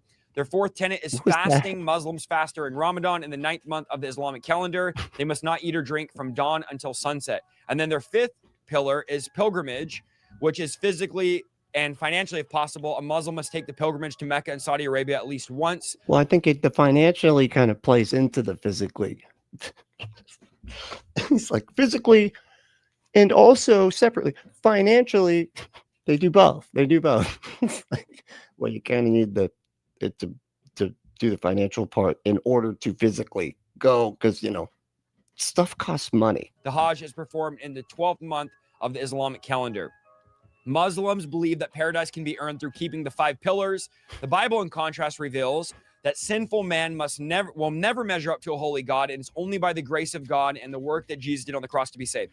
So Muslims do not believe anything that Christians believe. They basically believe a lot of stuff anti the Bible. And not only that, they have a lot of dangerous teachings, like kill the unbeliever, like stone the woman that commits adultery. That's Sharia law, which is very, very violent. Let's just look at okay. I mean, Jesus Christ, man. I thought that Christians executed people for stuff too back then, you know. But you know that, like, most American Muslims, I want to say most American Muslims, they're not like the people over there in theocratic countries, dude. It's mostly like a cultural thing, you know. They don't just like how these guys skip over all of the slavery parts and all of the other, you know, weird shit that Jesus said that's kind of strange. Like, you know, I came to divide everybody, and I'm going to make you hate your mom or whatever the fuck. They do the same thing. They just like, yeah, I don't look at that part. It's just sort of my culture, you know. It's just what I do because of what my parents did. But you know, they're not out there stoning women, as far as I know, here in America. But you know, that they have to make it like they're the most extreme version. Just all of them. All of them are the most extreme version, right? Just like all Christians are the Westboro Baptist Church people. Few clips here. This is one of basically how they took over the UK. And this is scary what I'm about to show you, because this is what they are doing right now in the United States, especially through this new mayor they're trying to do through New York, bringing in a bunch of Muslims and all that, which that guy's getting shut down real quick. But let's just watch this video here. London is Muslim. The mayor of Birmingham is a Muslim. This is the UK. The mayor of Leeds is Muslim. The mayor of Blackburn is Muslim. The mayor of Sheffield is Muslim. The mayor of Oxford is a Muslim. The mayor of Luton is a Muslim. Yeah, Britain's pretty big. I don't know. You know, it's the mayor of Oldham is a Muslim. The mayor of Rochdale is a Muslim. All of this was achieved by only 4 million Muslims out of the 66 million people in England. Today in England, there are over 3,000. And this is what they're trying to do to the US. Jesus Christ. I mean, but that would be, like I said, 66 million. And you said 4 million. 4 million out of 66 million. I feel like that's still a bigger percentage than the Muslims here, but okay. Same way they took over the UK, they're trying to take over the US. Mosques. There are over 130 Sharia. I know, right? Yeah, Ryan's like, okay, so now do how many aren't Muslims? You know, let's see that number. So look, now let's do how many are Christians, right? And then let's compare those numbers, right? Courts in England. Jesus. And there are more than 50 Sharia. Hilbert, what's going on, dude? How you doing? What's up? Said, except they're not, are they? I don't know. Councils. 78% of Muslim women do not work and receive state support and free accommodation. God. These people. Fuck. So it sounds like he's watching Brexit propaganda here. That's what this sounds like. 63% of Muslims do not work and receive state support and free housing. State-supported Muslim families have an average of 6 to 8 children who all receive free accommodation. Oh my God, they're the worst.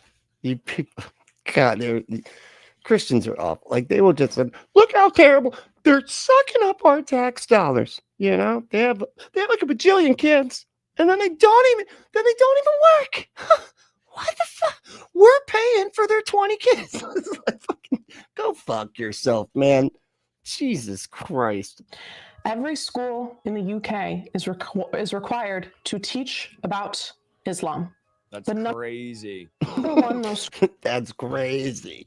But they should teach the Bible in our schools. You know, that should be required reading. Everybody needs to learn about Jesus. It is beautiful torture, murder, sacrifice. Common baby name in England is Muhammad.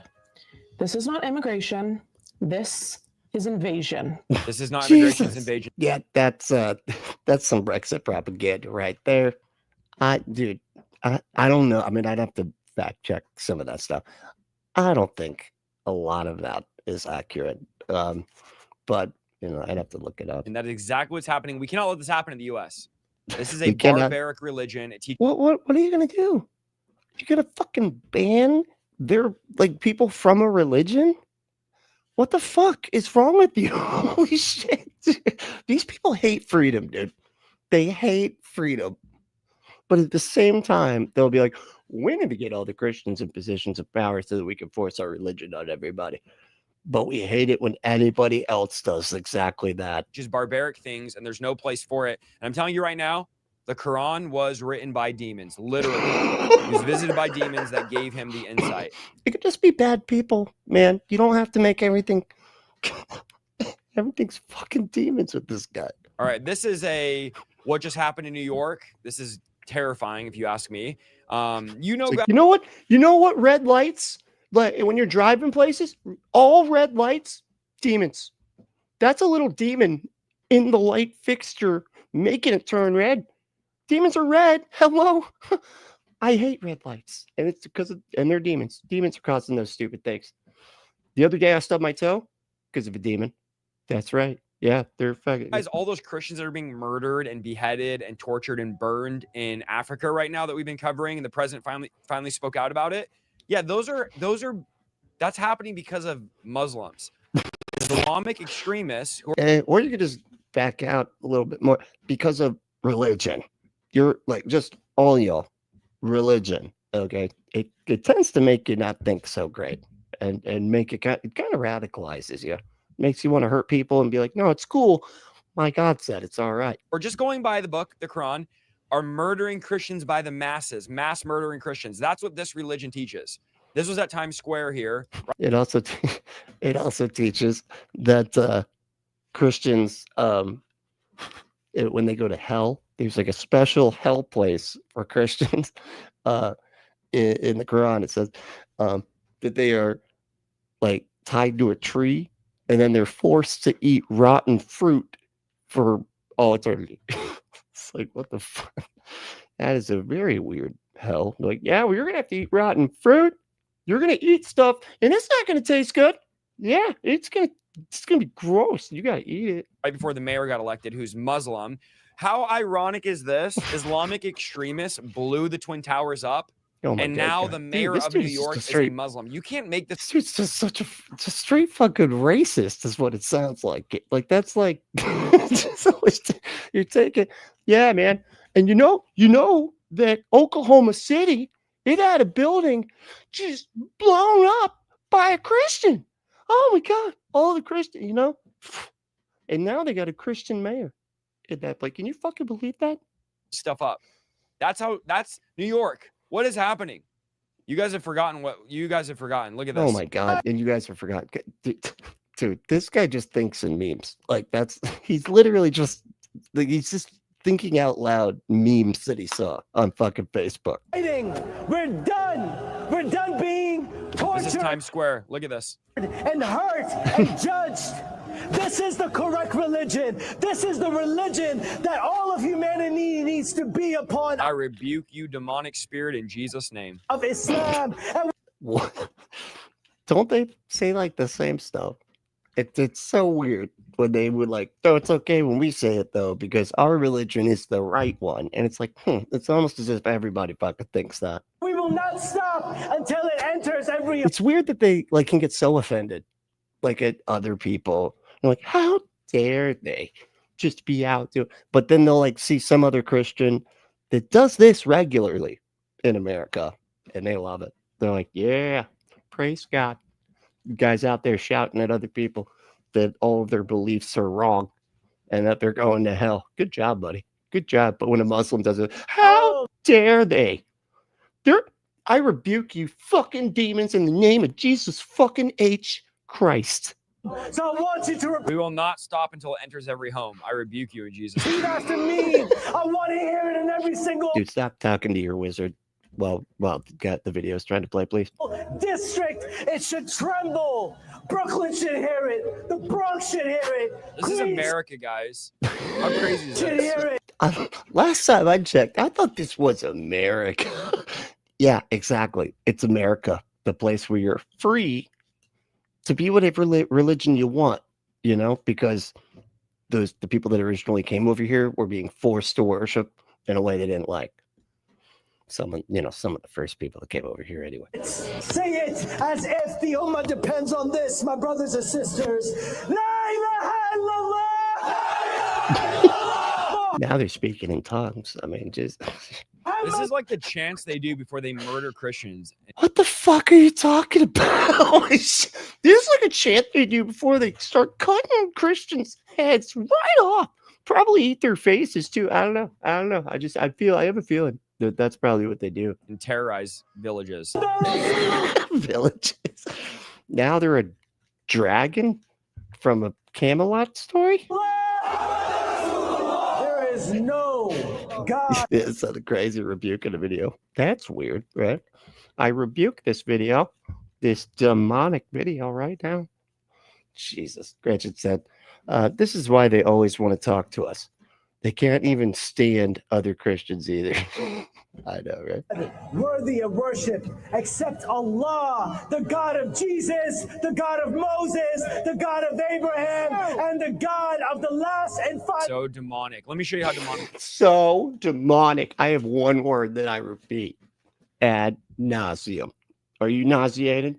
Because well, then I'm going to have to say it more then. If that was a no. This is a mosque in the UK, in Birmingham, and the preacher is describing what how to you'll see. Hold on.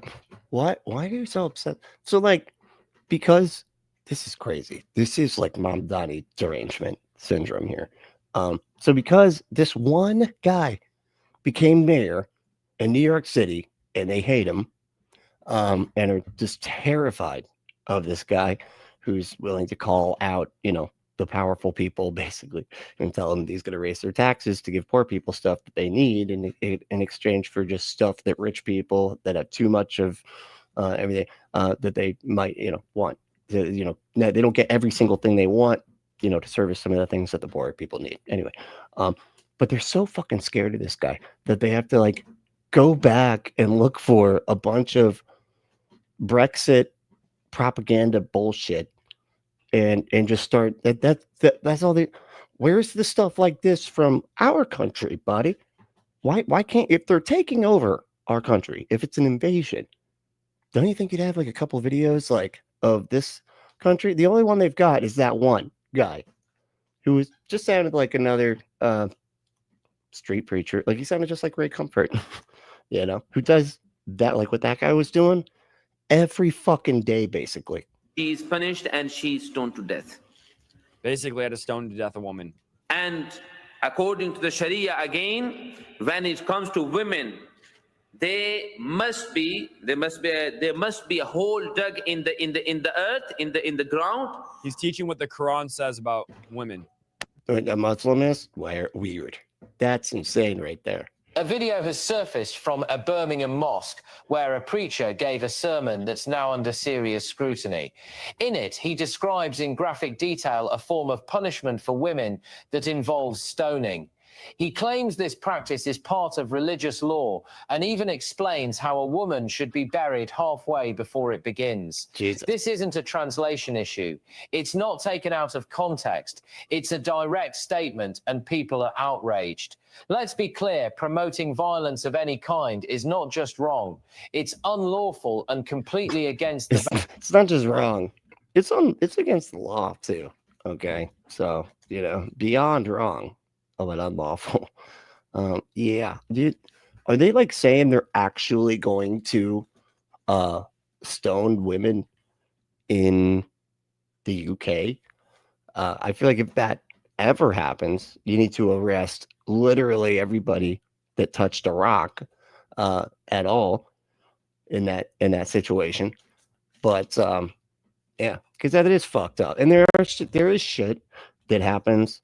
And it's mostly in like, other far less fortunate countries. Well, I guess in one way more fortunate country than everybody else, Saudi Arabia. But where really fucked up shit happens, where like with like honor killings and stuff. Yeah, pretty disgusting shit.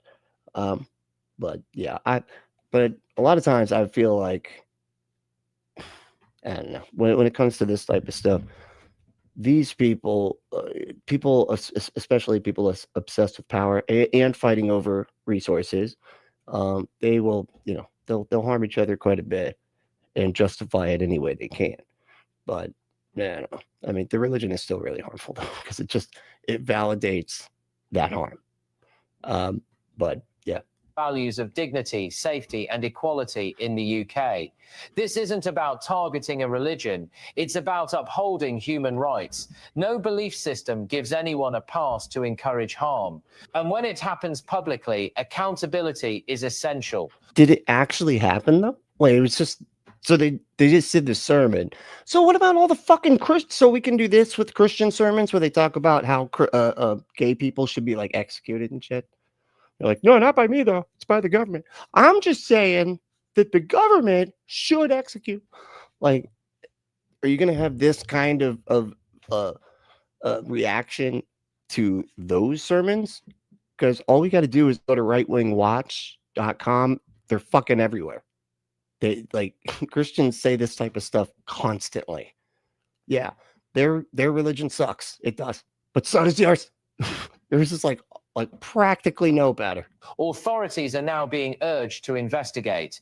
The mosque involved must speak up. And as a society... Yeah, exactly. Now do Westboro Baptist. Thank you. Yeah, exactly. Because it almost sounds exactly like it, It's just a gay person instead of a woman. We need to be united. There is no space for this kind of rhetoric. No space. Watch this clip closely. No space. I'm adding stuff. I'm adding. I repeated those words. You know what's crazy is you have a bunch of people on the left that are super woke that are like gays for Gaza and for Islam. Look at this right here. Look how interesting this is. So excited about it. People thought when I first asked that I just... Dude, Gaza is being fucking annihilated. Holy shit. God, it's so fucking...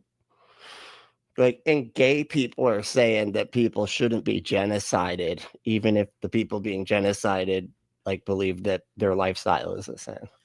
What the fuck? Wanted to read it out of curiosity. I just started reading the Quran and I am so excited about it. People thought when I first asked that I just wanted to read it out of curiosity. Brother, let me tell you right now, if you went to any of these countries that are under Sharia law, Afghanistan, Iran, Pakistan, Gaza, they would throw you off of a building. That is literally what the Quran teaches. Yep, and they do probably the same to you if we're being a Christian. Don't you cover a whole thing about the Christian persecution and with the Muslims fighting each other and stuff? It's not like they like Christians that much more, buddy. If you look into Sharia law, they throw gay people off of buildings. Okay, YouTube, don't flag me for saying that. That's what Sharia law teaches. YouTube, the human being, YouTube, do not flag me.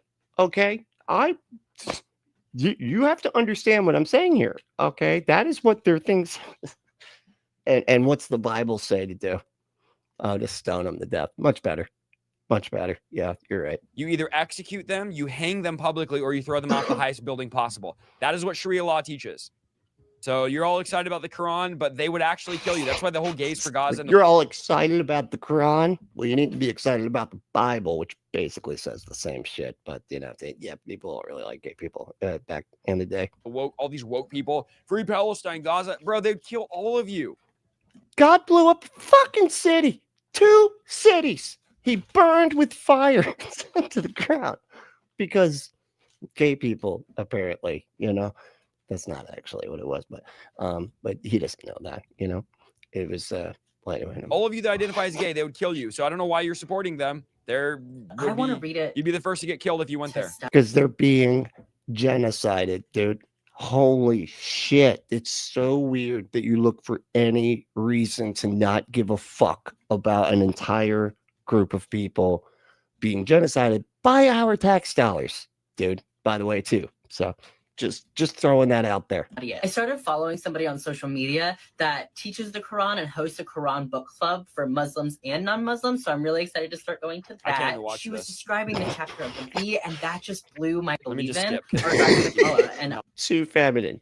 I'm just very confused. There's peach fuzz and long hair. I think there's some I have to fast forward it. I've never thought that I believed in God before, and now I'm really having a revolution of self of I think I actually believe in God. If you've been curious, I really recommend it. There are a lot of people who are converting. There's a lot of people who are reading it. You cannot be gay and Muslim, brother. You are a man. I'm not saying that I wouldn't. God, he's such a dick. Oh my God. Like, you cannot be gay and a Muslim. Yeah, you can. Yeah, you can.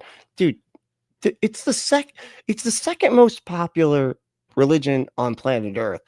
None of that comes from the US, of course. It's like, you know, all the countries other than the US. But it's the second most popular religion on the planet. Like, it's going to have different versions of it, man. It's going to have different interpretations and everything else, the same as Christianity. There are gay Christians too, dude. Like, even though you don't think there should be, it doesn't stop the fact that there definitely are. I don't know. The irony is just crazy. I'm just going to hold myself back from saying what I want to say. Here's the bottom line, guys. Because you're a bigot. We cannot allow this to happen. We need to pray for revival in the Muslim community. We need to pray for revival among all these Muslims that are deceived by this demonic spirit. It's all demonic. It's all witchcraft. Blood badges. What a fucking idiot. That's the bottom line. This barbaric religion is demonic. The Quran was written by a demon. You can just literally Google that. With the information just Google. Oh, okay, let's Google it. Let's Google it. He's like, you can literally Google, is the Quran, is the, should I do the K Quran or the Q? I never know which one to do. I'm just going to do K because I can spell it out phonetically. Is the Quran written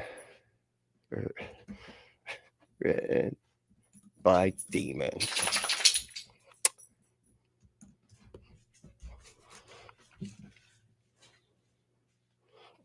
Where, according to Islamic belief, the Quran, I didn't spell it that way, but whatever, is a divine revelation from God. Weird. It doesn't, you know, I Googled it. What the hell? What is Google doing?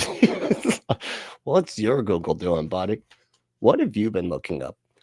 And you know the answer to that is everything. Find me anything that says that everything is demons, and then I click that until Google's like, all right, yeah, fuck it, whatever. Yeah, of course it is, buddy. Yeah, why? I don't even know why you're asking me. You're just going to decide that it is anyway. So yeah, demons, sure. Yeah, go ahead. Go ahead and think that's stupid shit. Jesus, unbelievable. I gave you just Google and find that information of how Islam started. No, I did. I just did. I just Googled it. And that's just that you have a special algorithm, I guess. That's specifically stupid. It's specifically your kind of stupid. I want to make this video to shed some light on what's going on. We need to pray. We need to be diligent. We need to be aware. We cannot let this happen. What happened in the UK. This is why I believe Christians need to be in politics.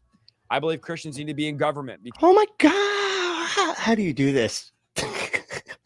Jesus. So you get to say that your thing gets to be in charge. But this is why I think Christians should do exactly what I don't want the Muslims to do. We should do it. It's cool when we do it, bad when they do it.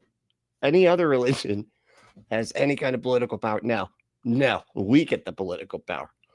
And God, it's like there's no self-awareness. Like that's the example, and it's crazy that I constantly have to use their bigotry against them.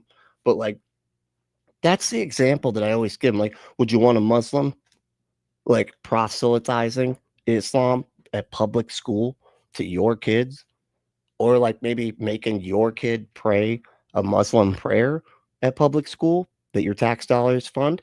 Would you want that? And they go, no, oh no, I wouldn't want that. Okay, then you can't do that to them. But my religion's the right one, though. I don't see. I feel like you're not understanding. My religion's the good, true one, though. So that's why I should be able to force it on people. I don't understand what you're... Because we cannot allow this to take over. Let me know what you guys think about this video down below. Please pray about becoming a monthly partner of our ministry. You'll get 70 sermons, 20% off the merch store, and you'll get invited to... You get 70 sermons. Oh, my God. Well, where do I sign up? At 20% off the merch store? What don't you get? Like, where's the catch here? What's going on? Our prayer calls that start again weekly in January. I'm going to be uploading more video, doing more live streams. We're live every Monday night and Thursday night at 6 o'clock Pacific time. Love and appreciate you guys. All right. How much time we got? Okay, we got a little bit of time. Let's see here. I feel like there was something I was gonna. Oh, this kid's doing the. Is he reacting to the video I watched? I can't. Oh, because it was just that one. Okay, we gotta watch this. This shit is really funny to me.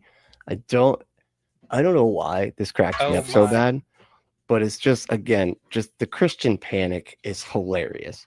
It's just it's a Christian freak out, you know? God, they love it. They love freaking out. I mean, kids can't get enough of 6'7" is the 6'7". Yeah. There has been a lot of speculation about Skrilla's religion, given the sacrificial practices he has posted on Instagram. This is an ancient religion. It comes from Africa. Pray. Yeah, that's sort of the rollback. Eat, pray, hate. Is a self-confessed member of Church of Santeria or the Church of Satan? No, that's not right. And I don't know if I don't know if we went over this before already, but like it's a different religion. It's an ancient African religion that like vastly predates Christianity. And Santeria is basically when that West African religion kind of like moved west, and it basically mixed with Catholicism, which is weird, but and that's Santeria. So it's like but it's not. He is as far as I understand, practicing the West African religion, not Santeria. Has 6'7" finally been exposed for being demonic? Well, this guy on TikTok says that it is a demonic ritual to get kids to do whatever this is, which is just super. Do demon stuff out of it's trying to get the kids to do bad, just bad. Super crazy. And then we have a pastor exposes the 6'7" trend, and is it demonic? So we're going to be diving into this. Let me know what you guys think in the comments below, because this one is wild. Anyway, guys, make sure to hit the like button and subscribe. I didn't hear the 6'7" thing at all. This was so new, and they're like, this is everywhere. All the kids are saying. Now, I don't have kids, but I still know people that do have kids, and none of them were saying it either. So I don't know. Are y'all familiar with the 6'7" thing? Are y'all's kids going around with 6'7"? Is that happening with y'all? I'm trying to hit 100,000 subscribers by the end of the year, and I know we can do it with your help. So let's do it, guys. Come on. 6'7" is demonic. That means nothing. That means nothing. Means nothing. Oh my. 6'7". I mean, kids can't get enough of, and teachers can't get away from. We are not saying the word 6'7" anymore. Some schools even banning the phrase in classrooms. They banned 6 and 7. Okay, so those both those episodes of Sesame Street, no, not playing it here. Okay, they're like, this episode is brought to you by the number not 6 or 7. 8. There we go. All right, you're good. That's cool. No longer allowed to say, what number do you think I'm going to say? 7. Every day. Literally. I love the way teachers stuff. You all know you're not allowed to say what is it? They're like 6, 7. They're like, yeah, no, we know we're not allowed to say. Yeah, we get it. I work with kids. Well, I'm in kids ministry, and guys, 6, 7 is said because 7, 8, 9. That's right. That's a lot. The trend took off a few months ago, but has 1, 2, 3, 4, 5, 6, 7, 8. Intensified with school back in session. Thought to originate from a rap song by Skrilla. Experts we spoke to say the numbers really don't mean anything. It's like 67 is the anti-meme. Really? Where does it come from? Well, we're about to find out together. This is important stuff. Slang to make parents be like, what does that mean? That's my favorite explanation right there, I think, is they're like, what does it mean? It means something you say for other people to go, what is that? That's what it means. She's like, 7 super meta. Holy shit. is a demonic chant that you guys have your kids involved with, and if your kids are doing it, you need to stop them right now. This is Skrilla. This guy's the reason your kids are saying Ember, hey, what's up? How you doing, Ember? It's mostly adults saying kids are saying it. I'm pretty sure it's a psyop. 7 from a song he made called Doot Doot. Skrilla is into demonic worship. He is a That's my other favorite part of this. The name of the song is Doot Doot. Santero. He's into Palo Mayumbe, and the Doot Doot or 6-7 song is literally a chant and summoning the spirits that he operates in. Y'all know the Doot Doot demon, okay? You've seen him, right? We all know Mr. Doot Doot. He's very scary. You know, he's like that. Fuck, what's that thing that? Oh man, I can't. The Babadook, which sounds very not scary too. Babadook. Doesn't I don't feel like that really sounds scary. I don't know what it sounds like. Sounds like an alcoholic drink or something. Like, give me a couple Babadooks and a sunrise or whatever the fuck those things are. I'm a Santo. I do Palo. I'm a Santo. What's that mean exactly? Like, all that sacrificing goats and all that shit, that shit not just for like, that's real life. You sacrifice a goat. Sacrifice goats, chickens, mice. It's like goats, plural. Okay. We don't just sacrifice one. All right. That would be stupid. We did a bunch. Like, I do shit for certain though. Like, no way. I allowed to explain it. That take y'all in my godfather career so he can show y'all some shit with my religion. Yeah. Follow me. Starts off for the Legua, which is the path opener, Ogun, Ochosi, Shango, Aigayu, Ochun. Yeah, like you can put bad spirits on people too. Like you can put a person. See, Yoruba, that's the religion. Yoruba, that and there's like a hyphen, and they don't have the hyphen, but the Yoruba religion is an ancient, really, really old. People, they were saying it's like up to like 6,000 years old. It's really, really fucking old. Which is so funny that it predates Christianity by like a shitload. But they're like acting like this is demons. This stuff was created by the mythological creatures from our religion, even though it predates it by thousands of years. And like they birth things, shit like that inside you could put them inside the Agun pot. And then Agun like metal, like they can get shot, stabbed, something can happen to them. So it would be something in metal that would. I heard it from him. He's in Santeria. He worships demons and he summons demons into people to harm people. In specific, he worships Ogun and Yemeya, which number 6 is Ogun in the song, and number 7 in Santeria represents Yemeya, which is exactly what he is saying. No, but he's not saying. It's so crazy that they can literally hear them saying stuff, and then they're like, and he's in Santeria. He doesn't believe in Santeria. He believes Yoruba. They just said that. And he's like already just acting like they didn't say the thing they just said. Jesus. And they're not demons, dude.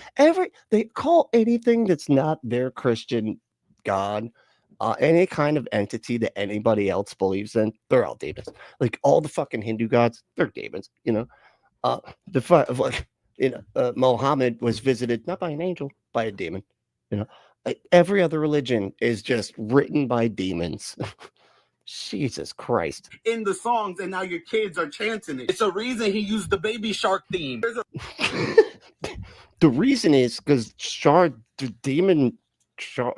are basically water demons, and baby ones are worse because then they take a bunch of little bites out of you, which hurts worse in the long run. There's enough of them, it's like piranha. Wouldn't that be way worse?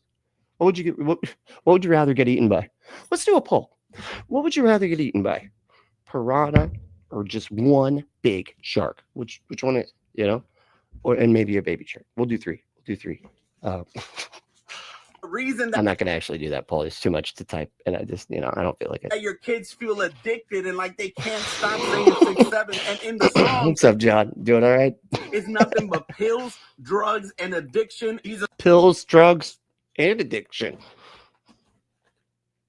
I feel like some of those concepts sort of overlap a little bit. Just saying. Christ could save witches and people out of witchcraft, and I pray that Skrilla gets radically saved from witchcraft and Santeria in Jesus' name, like many people are coming out of that false religion. It is demonic. What is this guy's shirt, too? Hold on. Witchcraft. Look at this. Look at this shirt. It says Jesus saves.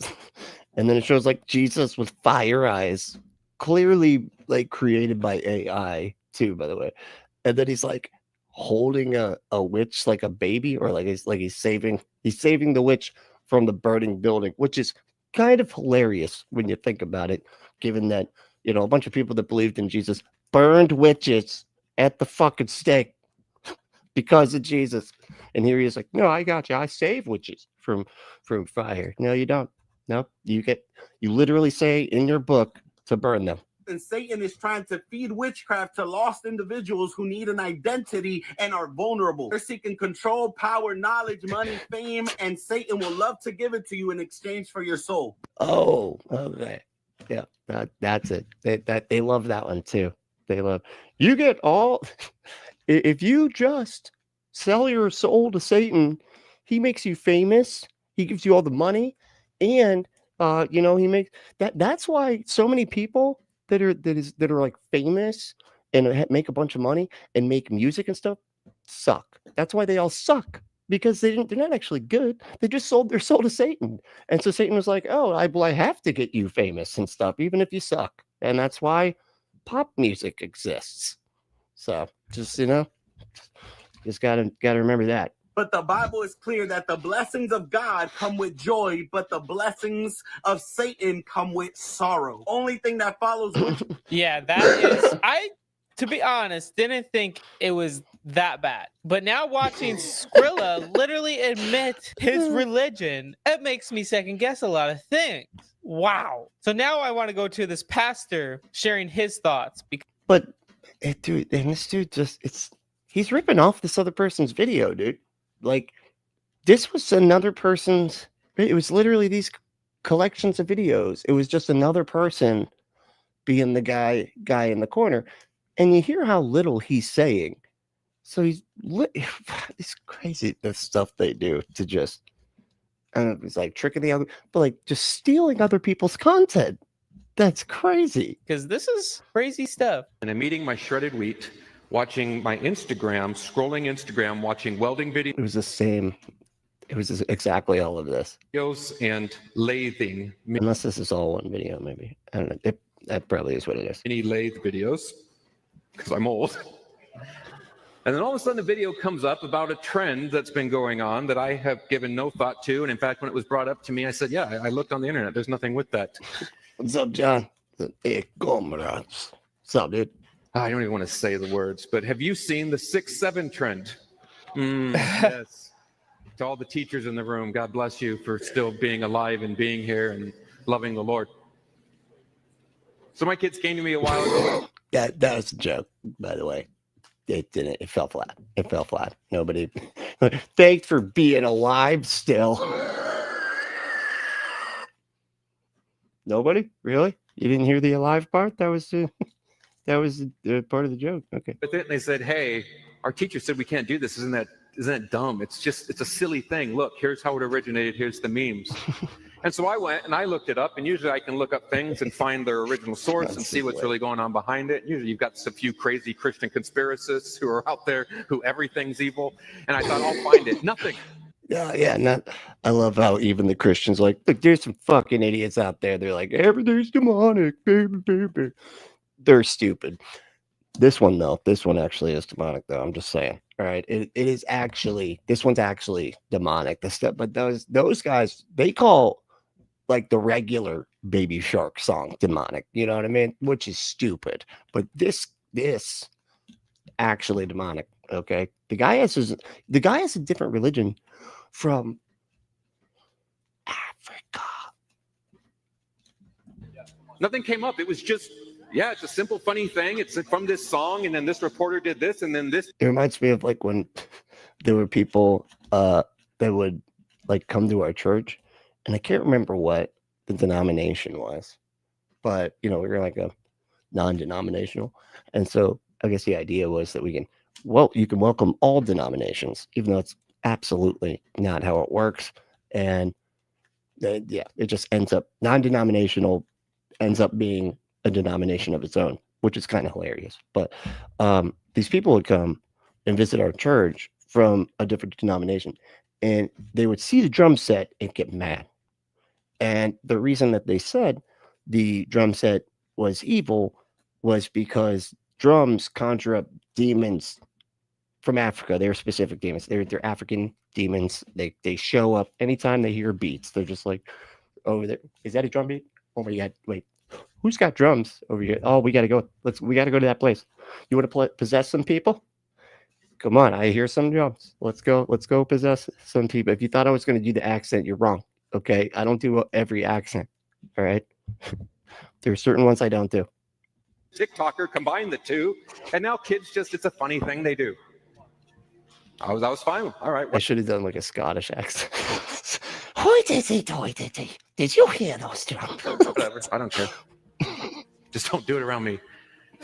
This morning I woke up and I saw a video that wasn't just conspiracy, that wasn't needing, well, if you take the 6 from this word and you add it to the F from that word.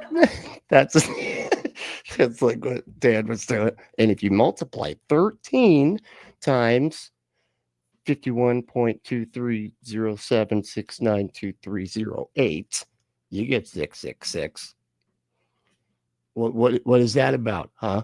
Yeah, that's what I thought. Demons. You know what I mean? True conspiracy, crazy stuff. This one was just, hey, here's the guy who sings the song, Skrilla. The song got popular at the beginning of this year. He says Skrillex. That's a different person, dude.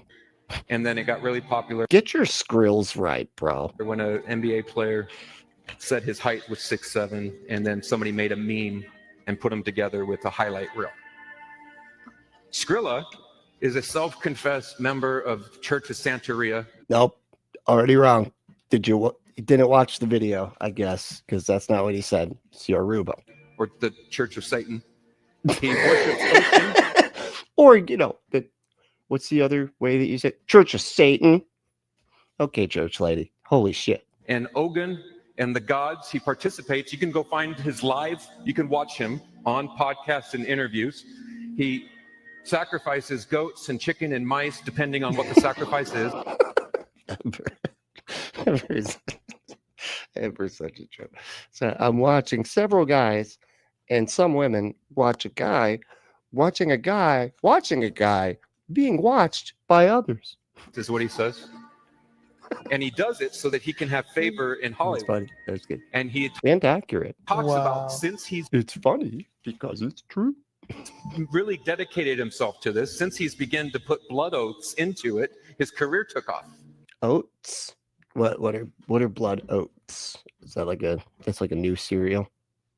That's okay. That's it's that rapper that what's his name? The one that put the blood in the shoe. It's his new brand of cereal. Now here's something really fascinating. Why does a guy who presents himself as a hardcore thug rapper, where the song is only about 2 minutes long and it is about sex and drugs? That's what he's singing. Wait, first of all, what's the vitriol towards 2-minute songs? Okay, punk rocker here. What the fuck? Okay, go fuck yourself. All right, it's like every album I own. It's like mostly 2-minute songs. And by the way, if you listen to the song, I don't recommend it. Like, go in with a lot of prayer. But if you do, I can do it because right, But I don't recommend you weaker people do it because you're not. But whatever. It just sounds like he's honestly speaking in tongues. You can't even understand him. I had to have subtitles to understand what was being said. Yeah, the kids, the music these days, it's just noise, right? And it's just noise. But he's speaking about drink and drugs and sex. And then halfway through the song... Punk rocker here, again, sorry to interject. a second time. What the fuck? Yeah, that's like every single song I listen to too. So just what the fuck, man? Why are you vilifying 2-minute songs about drugs? I don't know what the hell is happening here. He does the baby shark thing. What? Now tell me. What? Not the baby sharks theme, which is objectively the catchiest song ever created. Don't seriously, don't go listen to it. You will never think of anything ever again until you find another song that's somehow equally catchy. You will be going to sleep at night tonight doing that baby shark. Why would a rapper who's got this hardcore persona, who's singing about things that are very mature and whatnot, throw in the middle of his song the baby shark thing? No way. I had no idea. What? I honestly haven't really heard the song besides just the memes and everything. Well, it's called Doot Doot. Why do you think it's called that? Because baby shark, right? Sorry, I didn't mean to kind of sing half the notes, sort of. It's crazy. You say that, sacrificing things to these gods don't do anything. Let's be real. There's demonic spiritual forces out there.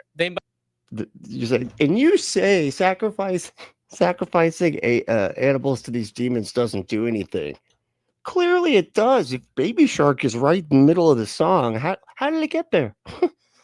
Come on, a demon clearly put it there after he sacrificed a goat to fucking Molech. Might give you success for a season, like making the song go viral and popular, and I'm sure this guy's making lots of money because of it, but it's all from the enemy. It's only going to leave him down a dark demonic path. This kid, he cracks me. He just sounds like a child. And he's not, y'all. He's not. He's an adult. I think he has fucking kids. He is married. He is an adult with a driver's license and everything. Listen to this. This guy's making lots of money because of it, but it's all from the enemy. It's only going to leave him down a dark demonic path. And he licks his lips. Okay, we can proceed now. I think we can proceed now that I've made my point in the silliest possible way. But this is wild. Let's continue. To appeal to an audience. And now our entire country has our kids doing this thing and shouting the words out. That's crazy. No, Pastor, you're being one of the psychos. You're being somebody who's over obsessed with things. I mean, you were that just for being a pastor already, but now you've upped the crazy to like a new level. Right? 6'7" is just where he's from the city he's from. Yeah. Really? Cities are 2 numbers somehow. So it has no connection to the god Ogun or the god Tamara, who he says he worships, who he says, if you go in, I forget the name of the bowl, but you put a name with a birth date in the bowl, anything you want to happen to that person happens to him. He goes shot, stabbed, whatever. Or hugged, right? You could do hugged, maybe fucked pleasantly, not consensually, right? You can put that in there. You don't have to just make everything so bad, dude. All right, jeez Louise. But you still think it's just the address. You see, why am I speaking this? Because one of the fuck it. I'm gonna go be a demonologist. Trump, demonic. Megyn Kelly, also a demon. Expired ice cream, fucking demons, right? That's perfect. Things that was said to me this week, and I've been trying to decide how to reply, was, Pastor, it's not our job to condemn. I'm not condemning anybody. It is my job as a... You kind of are. You're sort of condemning everybody that doesn't freak out if their children say 2 numbers that are in order too, by the way, like right next to each other. A shepherd to protect those who come here to learn from me and understand. And so I'm telling you, this kid just cheats with content. How is this not just you taking this person's video? His commentary is like practically non-existent. that when artists, and I am going to name them, like Taylor Swift, Beyonce. I'm going to fucking name them. Yeah, I'll do it. I'm going to say your names and everything. Okay? I did it. What? Beyonce, who has come out and said, when I take the stage, I take the form of Ocean, which is the goddess of fertility and sex. Which, by the way, goes back to Egyptian bell worship. Wow. Follow it. That's where Egyptian bell worship? Okay. It's originated from. That's she wild. says it, Billie Eilish. Go watch one of her videos. I mean, don't, but Go watch her video, but don't. But do it. Just so you can see all the evil spilling out over face everywhere. there's more demonic imagery in there than you'll find in the book of Satan. I mean, they've stopped even hiding it. And for us to pretend that we cannot be double-minded and yet participate in that culture throughout the week and listen to that music and watch those shows, but then come here and try to have a heart that's worshiping after God, that's filled with the revival of the Holy Spirit. Friends, Jesus Christ. See how manipulative all this stuff is. The whole thing is meant to be like, if you listen to any music that's not terrible, let's be real. The Christian music sucks. It sucks. And then you get those people like, I only listen to worship music. And you're just like, okay, fuck you. You know, they're like, that's only because I'm better than everybody. So, you know, I'm so good at being a Christian. I just listen to worship music, you know. But you get like people like doing like this. And if you listen to anything normal, not only are they trying to scare you to be like, you got demons going into your kids' faces because of you listening to normal music. But then they're like, and feel guilty about it. And then listen to the music he's playing right now. And that is live. Like that is actually what they do. They play this like emotional music over him, you know, like making you feel guilty. Right. So, and then they'll do an altar call. All right. And if you have been terrified of Taylor Swift demons in this message, and you want to be delivered from the demons that are probably crawling into your child's face as we speak from that song, just stand up and give your life to Christ and just say that you're going to live in accordance with this book that you haven't really read. And it's good. We'll tell you what it says. You don't have to do anything. But yeah, just other than dedicate your entire life to us. So I mean to God, but like, you know, the way that we tell you to do it and everything, just stand up in front of everybody. Okay. Yes, I see you there, sir. Yep. I see you in the back. I see you. Yeah. Like that's what they do here. have been the So fucking manipulative. greatest deceived of all. And so God has put it on my heart for the rest of this year and going so forward broken. to not speak from a place of fear and, oh, don't buy from that company then. You can't buy from them. You can't do that. But to speak from a place of wisdom. Yeah. A place of knowledge and understanding. Which is ironic because so many of the other I don't know if this kid does it, but so many of the other podcasters have this grift going where they buy the products from Walmart and then just tear the labels off of them and then put on new labels, and they're like, this is non-woke bleach, so you should pay $35 for this bottle of non-woke bleach, and it's an MLM. It's a multi-level marketing scheme. It's a pyramid scheme. It's a, you know, and of course it is. You know, but it's all of these Christian YouTubers that's like they're advertising it that way because they're trying to make them feel guilty for buying regular products that gay people might also buy because they don't think the people that created that stuff hate them. And we can't have that now, can we? So just buy my way too expensive crap. But all right, y'all. I gotta wrap her up. But hey, thanks for hanging out. Really appreciate it. This was fun. And I feel like it's crazy too, because I watched that. It was like a different one, but I feel like I watched the same video twice, even though I absolutely didn't. It was just somebody else doing the exact same video. But yeah. But if you want to support the show, become a patron at patreon.com/punkapostate. It has a backlog of a lot of older stuff I did, podcasts with my old lady. There's a lot of good stuff up there. Anyway, you can also do a one-time payment on Cash App. Our cash tag is Punkapostate. You can also become a member by clicking that join button.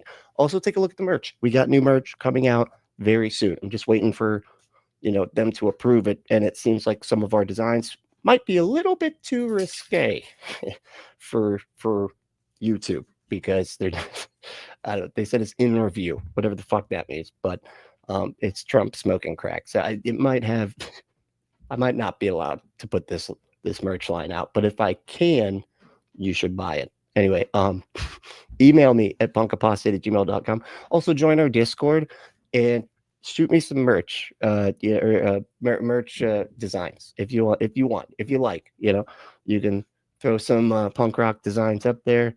You just have fun with it, and then we'll see. I'm gonna take the best ones and we're gonna put them on merch. So it's a lot of fun. But yeah, and follow me on all the socials. All the links are below. And hey, the main thing is to stay logical, loving, skeptical, and compassionate. And we will see you next time.